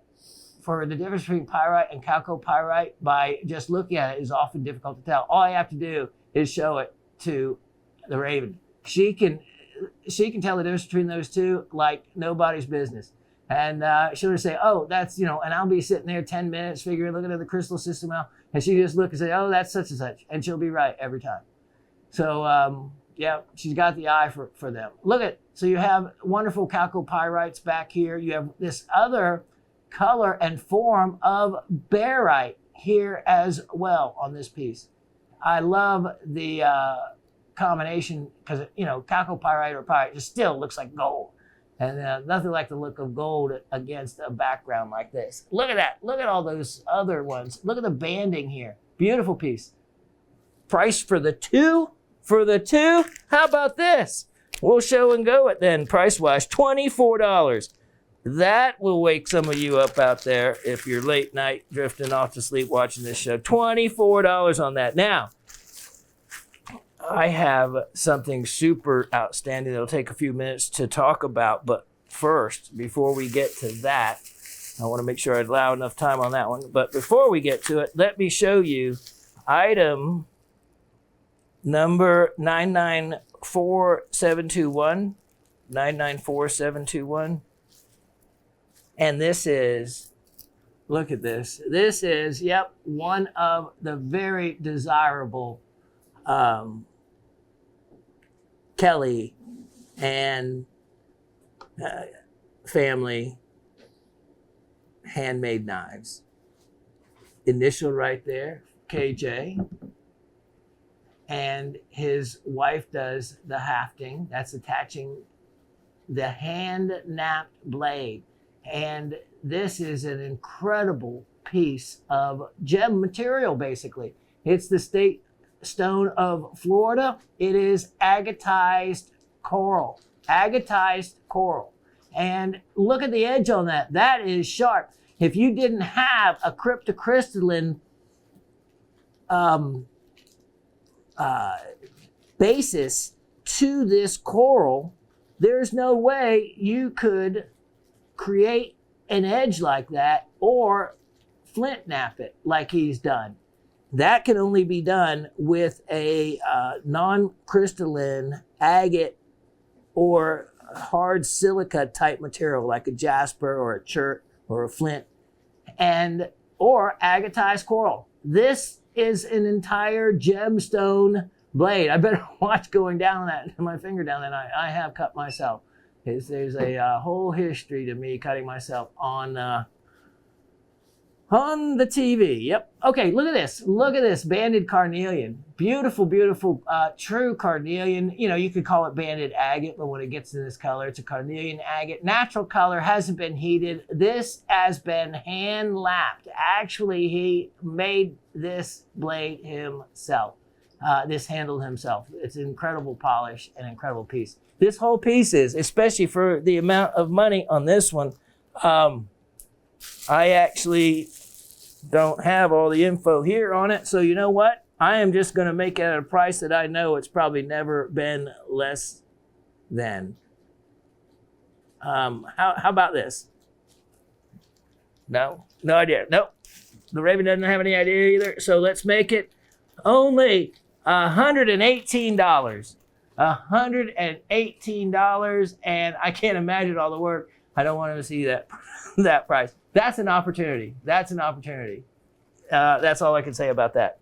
Yep, 118. Wow. Okay, now let me get to a couple other members of that group. I was talking about those lots that you have to get in on, and this is another one of them. Item 1026021, and we're talking about, yep, look at this, red zircon. The red zircons coming out of Pakistan is another one of those groups I had to get in on. That, yep, you thought there was just one. That's the small one. Look at the size of that. And here look at this other gemmy crystal right there. Wow. Wow, hold on. This looks, let's see what we have in looking at these. Wow, here we go. Whoa, now we can really see the size of that. Oh, that is way bigger than it first appeared. And a very showy crystal indeed. Look at the color. Look at the color to that. Wow. Okay, well, that says everything we need. Thank you, sir. What a big crystal. Okay, so you saw how large that was. I don't even think we got over here. I don't know where we got. Oh, look at where another crystal had actually laid there. Wow. that is a great level of clarity to it as well. It really makes me wonder just how big all that is. Wow, that is really a gemmy piece. The price I have on this does not reflect how beautiful this really is. It is completely and well worth the only $88 I have on that. Only $88. Goodness, what a tremendous piece. And that could be drilled at the top. You could just make that as a freeform pendant like it is. A nice rounded back, that'd be comfortable. Or what a specimen. What a specimen. Beautiful, beautiful piece. Okay, next I have item number 1019821. 1019821. And this is another 2 for the price of less than 1. Look at what we have. Yep, 2 stilbite on that wonderful rare blue chalcedony material. And look at the intersecting stilbites there. And then look at this straw formation in the blue chalcedony. And yeah, look at these. Look at these. These are little bitty stilbite crystals that have formed with this piece as well. That is really pretty in that straw formation. I could see this being used as a rest for something else displayed. Like Miss Ursula was saying, how she got that 2 pieces of opal I sent her, and it was perfect because she's using them as little display plates, that opal. Look at that, with those wonderful stilbites right there. Anyway, both of those, this is a discounted opportunity as well. I am making the 2 of them only $22 for both. $22 for both. Okay. I'm going to get ready to show you something amazing. But before that, let me show you item 1020321. And this is, wow, the red Heulandites. Red Heulandites. And stilbite. Look at these incredible stilbites. And these red Heulandites were created from what gives us that color tone with quartz and whatnot. We just talked about it. Yes, created from hematite. Hematite, giving it that red color. How beautiful is that? And then look at that grouping of stilbite right there. And then it is on quartz, on a background of quartz. Price on this guy, let's give you an incredible deal and make sure it goes into someone's collection for only $28 on that one. $28. Next, I have item 1020121. 1020121. Look at this. It is another red Heulandite, which is a rare, more recent discovery in finding the red Heulandites like that. And look at these areas of stilbite against the quartz backdrop. What a very striking specimen. And again, this specimen, these are going to be hard to find because there was only one small pocket found in 2015. Look at those wonderful stilbites. A beautiful, beautiful zeolite. Look at that. Like the little quartz growths up them. Look at that. It's like it snowed on top of those Heulandites. This specimen is very showy and attractive and marked down for your delight at $48 on that, to only $48. And they all come from that place, which I got to look up how they pronounce it. I want to use the J sounding like, and speak Spanish and make it sound like an H, but I have a feeling it's not. Jalgaon in the Maharashtra district. And I'll need to look up exactly how to pronounce that because so many of these zeolites are from that area. I should know that. But anyway, take advantage of this piece at only $48. Okay, you got to give me a minute to set up to show you the next show stealer. Well, no. Before I do that, wait, hold on. There's another one here first. I got to show you. So excited about these. Item 1035621. 1035621. Look at this. Now, this may give you a new mineral to your collection. And I'll tell you in a moment as we look at this. Let me see if this is the one or the other one that I was going to feature. I think there is a,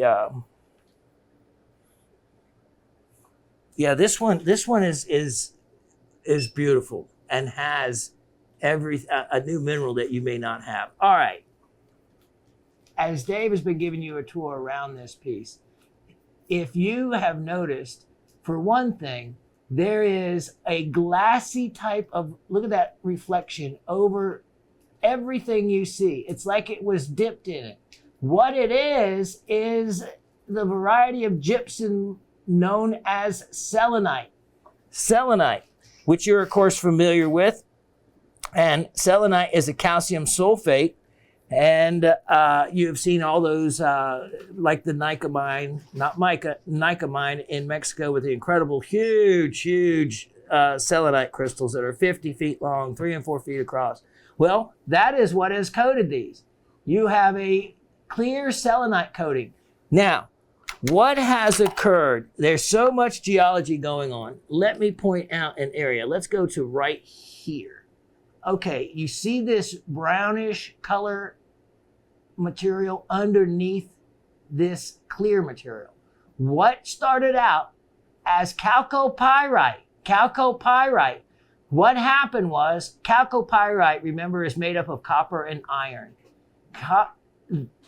Calcopyrite lent the iron to leaching out of the Calcopyrite.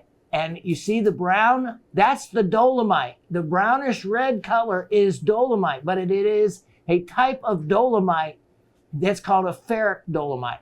Dolomite with iron. It is the iron coming from the Calcopyrite that gave you this color and created this color dolomite, all right? Calcopyrite is also made up of copper. Copper coming from the Calcopyrite as a source for the copper is how the malachite grew. The malachite is a copper carbonate, right? That's where the copper came from, was the Calcopyrite. Now, the mineral you may not have is Rosacite, not Rosacite like they call the variety of garnet, but Rosacite. It is named after the Rosas mine where it was discovered, and that is in Sardinia, which is a big island off of Italy. Rosacite is a copper zinc carbonate. So Rosacite is a copper and zinc carbonate. That is where you're getting your copper from as well, is the Calcopyrite. So the Calcopyrite breaks down, gives you and creates the ferric dolomite, the reddish colored dolomite, and also the malachite. Now what you're seeing is, and you have to look closely underneath the selenite, is some of these sprays are going to be malachite, and they're going to be what looks like the crystalline form of malachite. But most of these, if you look closely, you will see they're botryoidal formation. They're of a kind of this greenish color like you're seeing here, and more so, definitely, you see the blue-green. You see these blue-green formations scattered throughout. Those are for certain. You see this? See, here's the two colors side by side. Green, blue, green. They're still both Rosacite, but for certain, they're definitely, when they're the blue, more blue, definitely Rosacite, and not going to be confused with malachite. The malachite that's been covered up, when you look at it, they'll have little crystalline forms. But if it's rounded and botryoidal, like you see right here, that is going to be still the Rosacite that is found in that color as well. The blue-green, all this, which is a lot of it, definitely the Rosacite. That's how you will know for certain. And that is a mineral you probably don't have. That, remember, is a copper zinc carbonate. Look at this. This is a stunning specimen. All right, right there is a good example where you can see the glassy type reflection of the selenite. The selenite that is coated and formed over almost this entire specimen. Here's the back. And you can still see, look at that reflective coating of the selenite. How cool is that? There's probably some additional minerals that I haven't found that are on this. But so far we have dolomite, malachite, calcopyrite, selenite, and rosacite. Wow, that's a whole bunch on this. Here's an excellent opportunity on a specimen that I bought a flat of these a long time ago. I have no idea how much they are, but I know what I'm going to price this at is way less than anything you'll come across. And this is a nice, showy specimen. It's only $68. $68. Okay, let me stop here for a moment. I'll be right back. Wait till you see what's next. Wow. That's all I can start off by saying. This, by far, not only from our own personal collection, but out of all the items I've ever shown you, has to be one of the most outstanding, impressive pieces that I have ever featured. This is, and I have listed it in the tag, which I seldom ever do, absolutely museum grade and museum quality, and something you would expect to see in a museum. I spent almost 3 hours looking and studying this specimen. And let me tell you, neither Raven nor I, and this is bad, we don't remember how we came across this or when. When I was looking for some other material, it's not like we have so much and I just overlooked it, but we don't remember it. And that is kind of neat because that is almost like finding it in the ground, except better, because anywhere I would have found this in the ground, it would have cost me a lot more money to have gotten there, to have done it, because this is a specimen that you only would see in high-end shows with high-end prices. This is from, and I don't, so listen to my words, because I didn't have all the room to put in the tag all the information I have on it. It's from that Jalgaon in the Maharashtra district. It contains not only, of course, these are monster size calcite crystals, and they fluoresce a amazing, beautiful orange. But there's also quartz, chalcedony, chlorite, celadonite, stilbite, and more that you can probably discover taking all the time in the world that you had. When I found this specimen and I wanted to get it into this show, I spent an entire basically afternoon, and I ran out of time for the amount of time I wanted to inspect, because I wanted to get it into this show, and not next week or any other time, this show. And for that reason, 3 hours actually wasn't enough. I wanted to spend so much more, because as Dave takes us closer in on this, and I take this stand away, let's have a better look. As you look closer and closer, the amount of crystallization and mineralization is stunning. From this layer of chalcedony here to the quartz crystals underneath and in that pocket is one area of discovery. To look at to these amazing calcites, and its fluorescence is how I determined. See all these clear crystals? Those are calcites, but they glow in an incredible red, a fluorescent red. There is the green for chlorite and selenite. There are stilbites. Now, these stilbites, you have to hunt for them. They're small but pointed, and that's a lot of fun. Now, as I turn this around to this side, look at the green over here. That green is going to be selenite colored, invading into the calcite.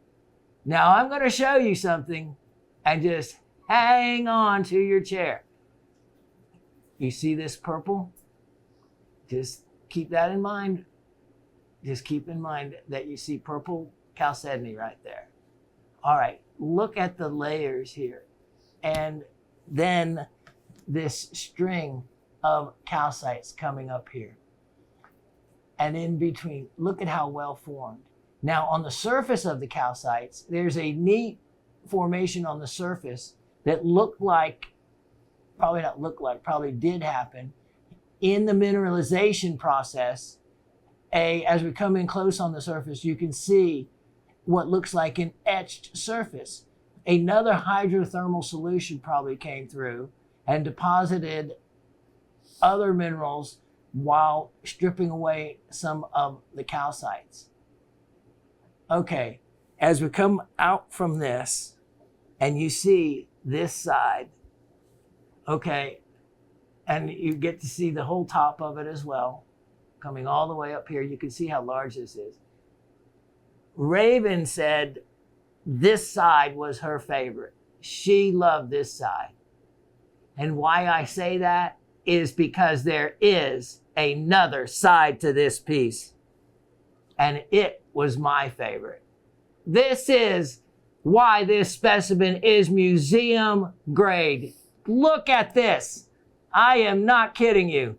It is what you are seeing plus some. As we come in closer, you are looking at one of the rarest and most valuable colors in a chalcedony. And in natural intensity, most of the chalcedonies you see in this color, buyer beware, they're going to be dyed. This is natural color, purple chalcedony, ranging into the blue. And then look at this. This is why it took so long, because looking at the cluster forming on top of it, you're going to see, if you look close and study them, what do you see? It looks like all quartz, right? No. Look right here. This is a first layer of quartz, and this is a layer of quartz that comes around. On top of it is calcite, but both of them form hexagonally in one of the calcites formations. So it's very difficult to tell. How do you tell? Hardness test. Lots of it. Doing a lot of hardness tests. So I tracked the edge of the formation.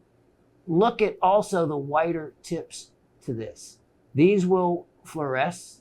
Then look at this one crystal standing up here, like that alone. A beautiful formation from the side. Now let me show you. Coming around over here, as we look at exactly what all took place on this piece, it had to be in a pocket that crystals could grow on both sides. This looks like, and it does have some amethyst qualities to the quartz, but more so, I think it is the purple chalcedony bleeding up through the color-wise that is giving you kind of a purplish tint to the calcites. This is indeed incredible purple chalcedony going into the blue. And then look at this white chalcedony or powder blue color with another kind of a floret of quartz crystals. But then look at this. Look at this. Look at this whole area. This is a beautiful area of blue chalcedony with, look at the green.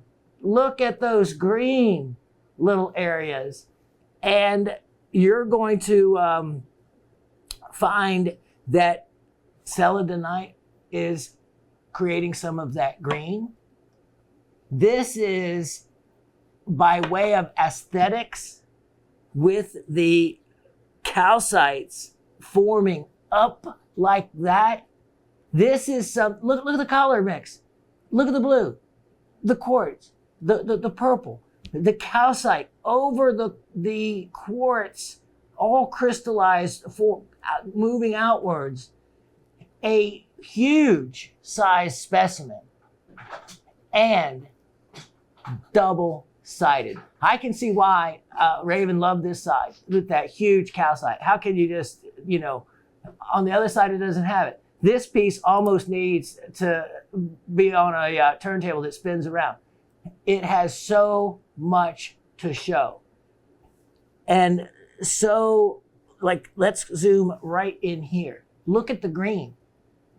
Didn't even see that on the first pass around. That green is going to be created and by the penetration or the growth of or inclusion of celadonite. From the word celadon for, look at the green back here. That is cool. Oh, here's a good way you can see the surface of the calcite being etched. And the fluorescence is so impressive. The different crystallization of the different minerals, look at these calcites on the surface of this. The crystallization is everywhere you look, every pocket you look, down in there. Can you imagine? 3 hours is nothing to spend. Oh, there we go, Dave. Dave taking us right inside the cavern. Oh, look at that. Look at that. And as I tilt it back that way, there we go. Look how as he keeps it in focus as I move that. Wow. Wow. I don't have time to get out the flashlight and play looking deeper into those. That'll be your job. Whoever is lucky enough to get this piece. Right in here, I see yellow. I see yellow formations. That's something I didn't fully check out. Are they calcites or are they something else? If there's something else, that's another mineral added. This is where you get out all your tools, mostly just magnification. Oh, here's the other thing. Look at these little squares, these little crystallized squares, and then look at that like a little stalactite, that little drop. Everything you have to think about gravity in how this formed, and can often tell you which direction in the pocket it laid. So this purple layer of chalcedony was a big hint to telling me that this glow of purple, whether it's actually was in the crystals or coming up and radiating from below. I think it's a combination of both. This piece isn't so fragile that you can't handle it like I'm doing. So you can spin it, turn it around. There's nothing that fell or broke off. Let's zoom in right into here. I have a price on this that if I said $1,500, it would be a bargain. $1,500, it would be a bargain. But I have something more surprising for you than that. I have something that, a price on this that is an opportunity to enjoy something so amazing for only $488. $488. And I'm sure that I am giving it away compared to what its real value is. As you have heard so many other people say how inexpensive my pieces are, it follows through even to the high-end ones. I was just like on the zeolites. If you looked at the scolicites, what they really priced at, I'm sure those of you that got the scolicites realize what a value it has. Same thing with this, all the high-end stuff, all this stuff. It is a basement bargain, and this would certainly be a regrettable piece to sell it because we didn't get to enjoy it. But the other cool thing about it, guess what? There's no dust, no dirt. This has been covered and protected. Can we go right in here for a moment? I want to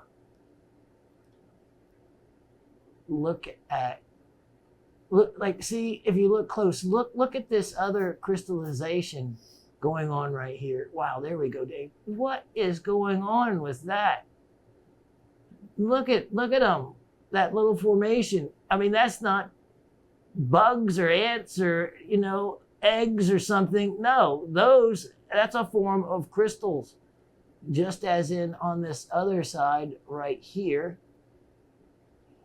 And how fun would that be to check those out closer? What I first looked at that caught my attention was looking at it from this angle, coming in here and looking at that looked like and it is another crystal growing up. Oh, here, look at the edge. Here we go. Look at the edge of the crystals on this one, growing, almost creating a skeletal formation. Hey, we could go on and on. We could go on and on. This piece, like I said, it would be very difficult to figure out which side or which direction. Look at that. Wow, I just discovered that. That actually stands up on its own like that and very stable. It's just that I always thought that those calcites would be straight up, but that's not doesn't necessarily have to be. Wow, it actually sits that way on its own as well. That means, see the angle it sits at, slightly tilted back? So in this direction, it's a perfect display angle. So for that to be able to be displayed without having to use a stand, that to me is a plus, So there's so much more to look at. I'm going to let you enjoy it. Believe me, it has the fluorescence, everything you would want, only $488. Outstanding. Take advantage of it. Now this next, and maybe the last item of the show, is item 1014821. 1014821. Raven said, if we show this one more time and it doesn't sell, we're taking it back home. Look at this. This is exactly the color that you're seeing. It is the color, that green. This is trivalent chromium +3. It replaces the aluminum in fouchite. Now, we've heard this pronounced many different ways. It's a variety of muscovite. But fouchite, I think, is the one agreed upon by the industry as to what to call it. So how you get the green? It is from trivalent chromium with a +3 valence. And it replaces the aluminum in muscovite, which is a potassium, aluminum, and chromium with silicate chemical formula. It was named in 1842 in honor, see this is that in honor of someone. I'd rather be it named by the person that found it or whatnot. Named in honor of Johann von Fuchs, professor of chemistry and mineralogy at the University of Landshut in Bavaria, Germany. So it was named in honor of him, and I'm sure he deserved it, but he wasn't named for the person that found it or anything. But from the University of Landshut in Bavaria, Germany, Miss Ursula would certainly, I'm sure, know a lot more about that area and whatnot, being with her German background. This is a stunning specimen. It is from South Africa, and it's not just the fouchite. This is a world-class specimen. It was mined 70 plus years ago. 70 plus years ago. And from a very unusual and rare source. This is a stunning color and type specimen. And let me show you the rest of it. Yeah, where's the ruby? Right here. There it is. Can't miss it. Look at that. Look at that. Stunning ruby. Here's the part where I say, and I wonder what else is inside. Look at, there's more of them.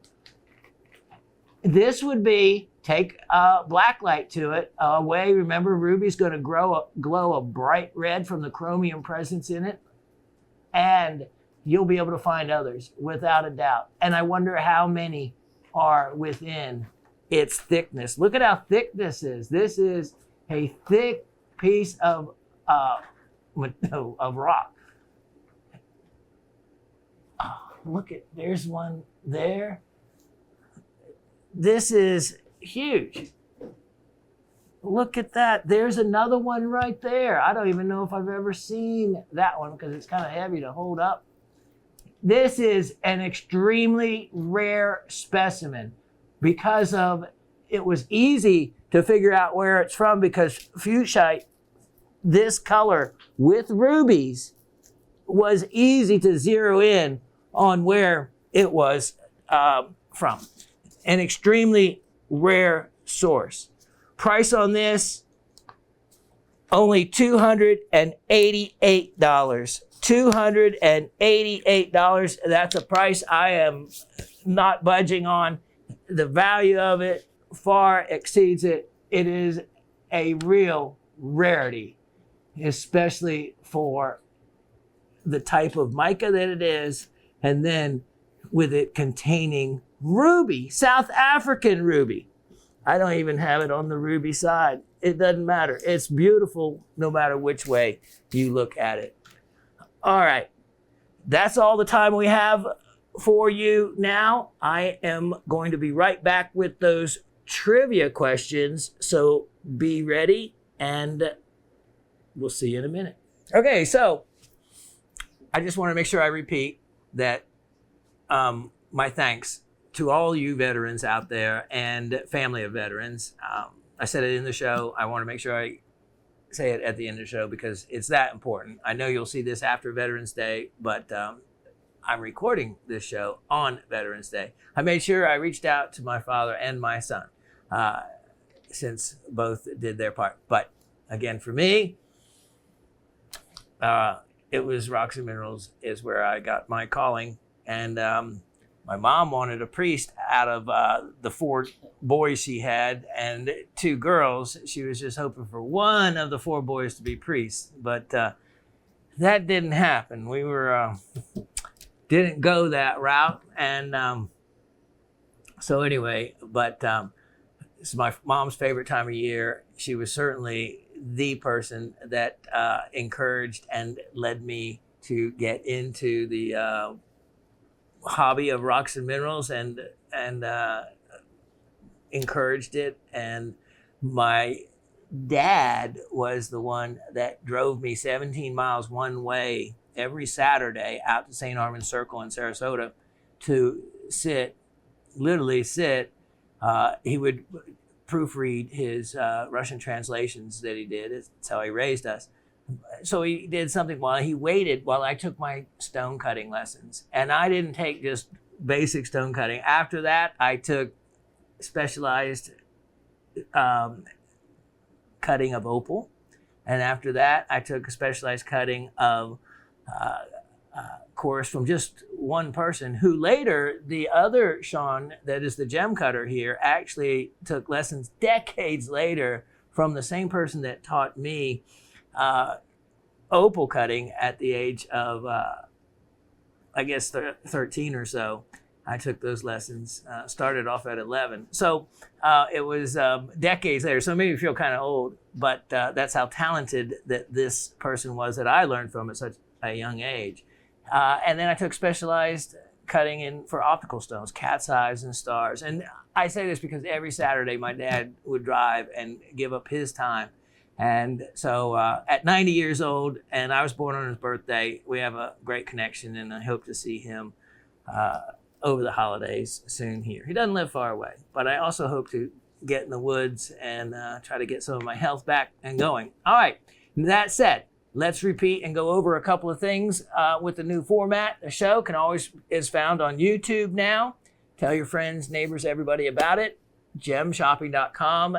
Go down. If you go to access it that way, just go to the bottom of the homepage to what's called the Learning Center. Click on the Learning Center, and that gives you access to this show and the How It's Done series of shows as well. You can also access to put your comments in there, but easier also is just to go to Shawn at gemshopping.com and for any comments or answers or trivia, and can speak directly with me. I just will be answering, won't get back to you in between shows. It'll just be from show to show on that. Okay, so that pretty much covers it. I'm just as anxious already because as soon as the show ended, I said to Raven, I said, oh, I meant to show these. There were a couple of Sphene specimens. And because the freebie was a Sphene. So there were other things, more things, and always more things that I want to show, want to do, want to talk about, and want to just share that passion for Mother Earth, because we are all made up of basic rocks and minerals and chemicals. And like I talked about before, our bones are apatite, our nails are calcite, our teeth are a version of the two, and it's all around us. It's all around us. So it is important. And I'm glad to see that some of you are, getting into the chemistry side of it, because that's a whole nother level. So speaking of that, let's get to those trivia questions. A little bit of chemistry involved in them. First question. What element, see, told you, what element?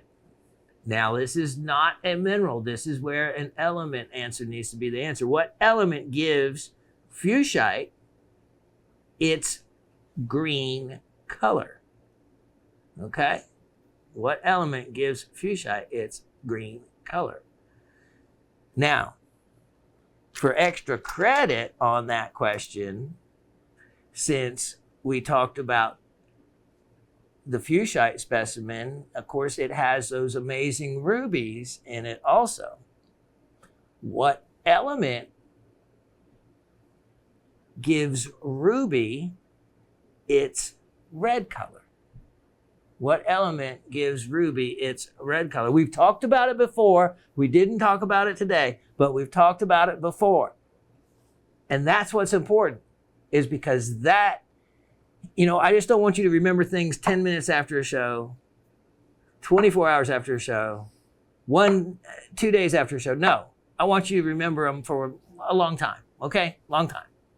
Especially important things. And that is an important thing. The effect of different elements on other minerals is something to remember. So that's an extra credit one. Okay, you don't have to get that one right. That's extra credit. Since it had rubies in the specimen as well, you might as well tell me what makes ruby red. Second question. The presence of what mineral, not element, the presence of what mineral helped determine the origin of the Cobalite specimen and confirming that it was and is from Creede, Colorado. So we'll go over that one time. The presence of what mineral helped determine the origin of the Cobalite specimen being from Creede, Colorado, and not from another Covalite source in the United States. So that's the question. Hopefully you'll get the answer right. And we're listening. You can take notes, use your notes. Don't rewind or fast forward or get the answer that way. We try to play it straight, hopefully, and that way I don't mind giving away cool specimens as we go along. So, all right. So good luck to everybody out there. Again, Shawn at gemshopping.com to send your answers or comments or anything else you'd like to discuss. Go to gemshopping.com to access, all the way at the bottom of the page, the Learning Center, to access the How It's Done, 30 different episodes of me at the bench with Asif directing and me hosting it, and you will come away so knowledgeable about how jewelry is made. It will make your viewing the gem shopping jewelry shows so much more interesting, because you can hear all the fluff description of a piece. That's fine.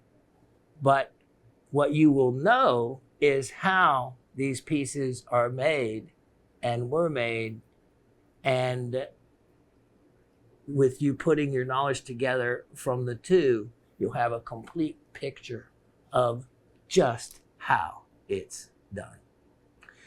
With that said, I hope everybody is staying in great health and is enjoying the fall. God bless. Take care of one another, and I'll see you next week.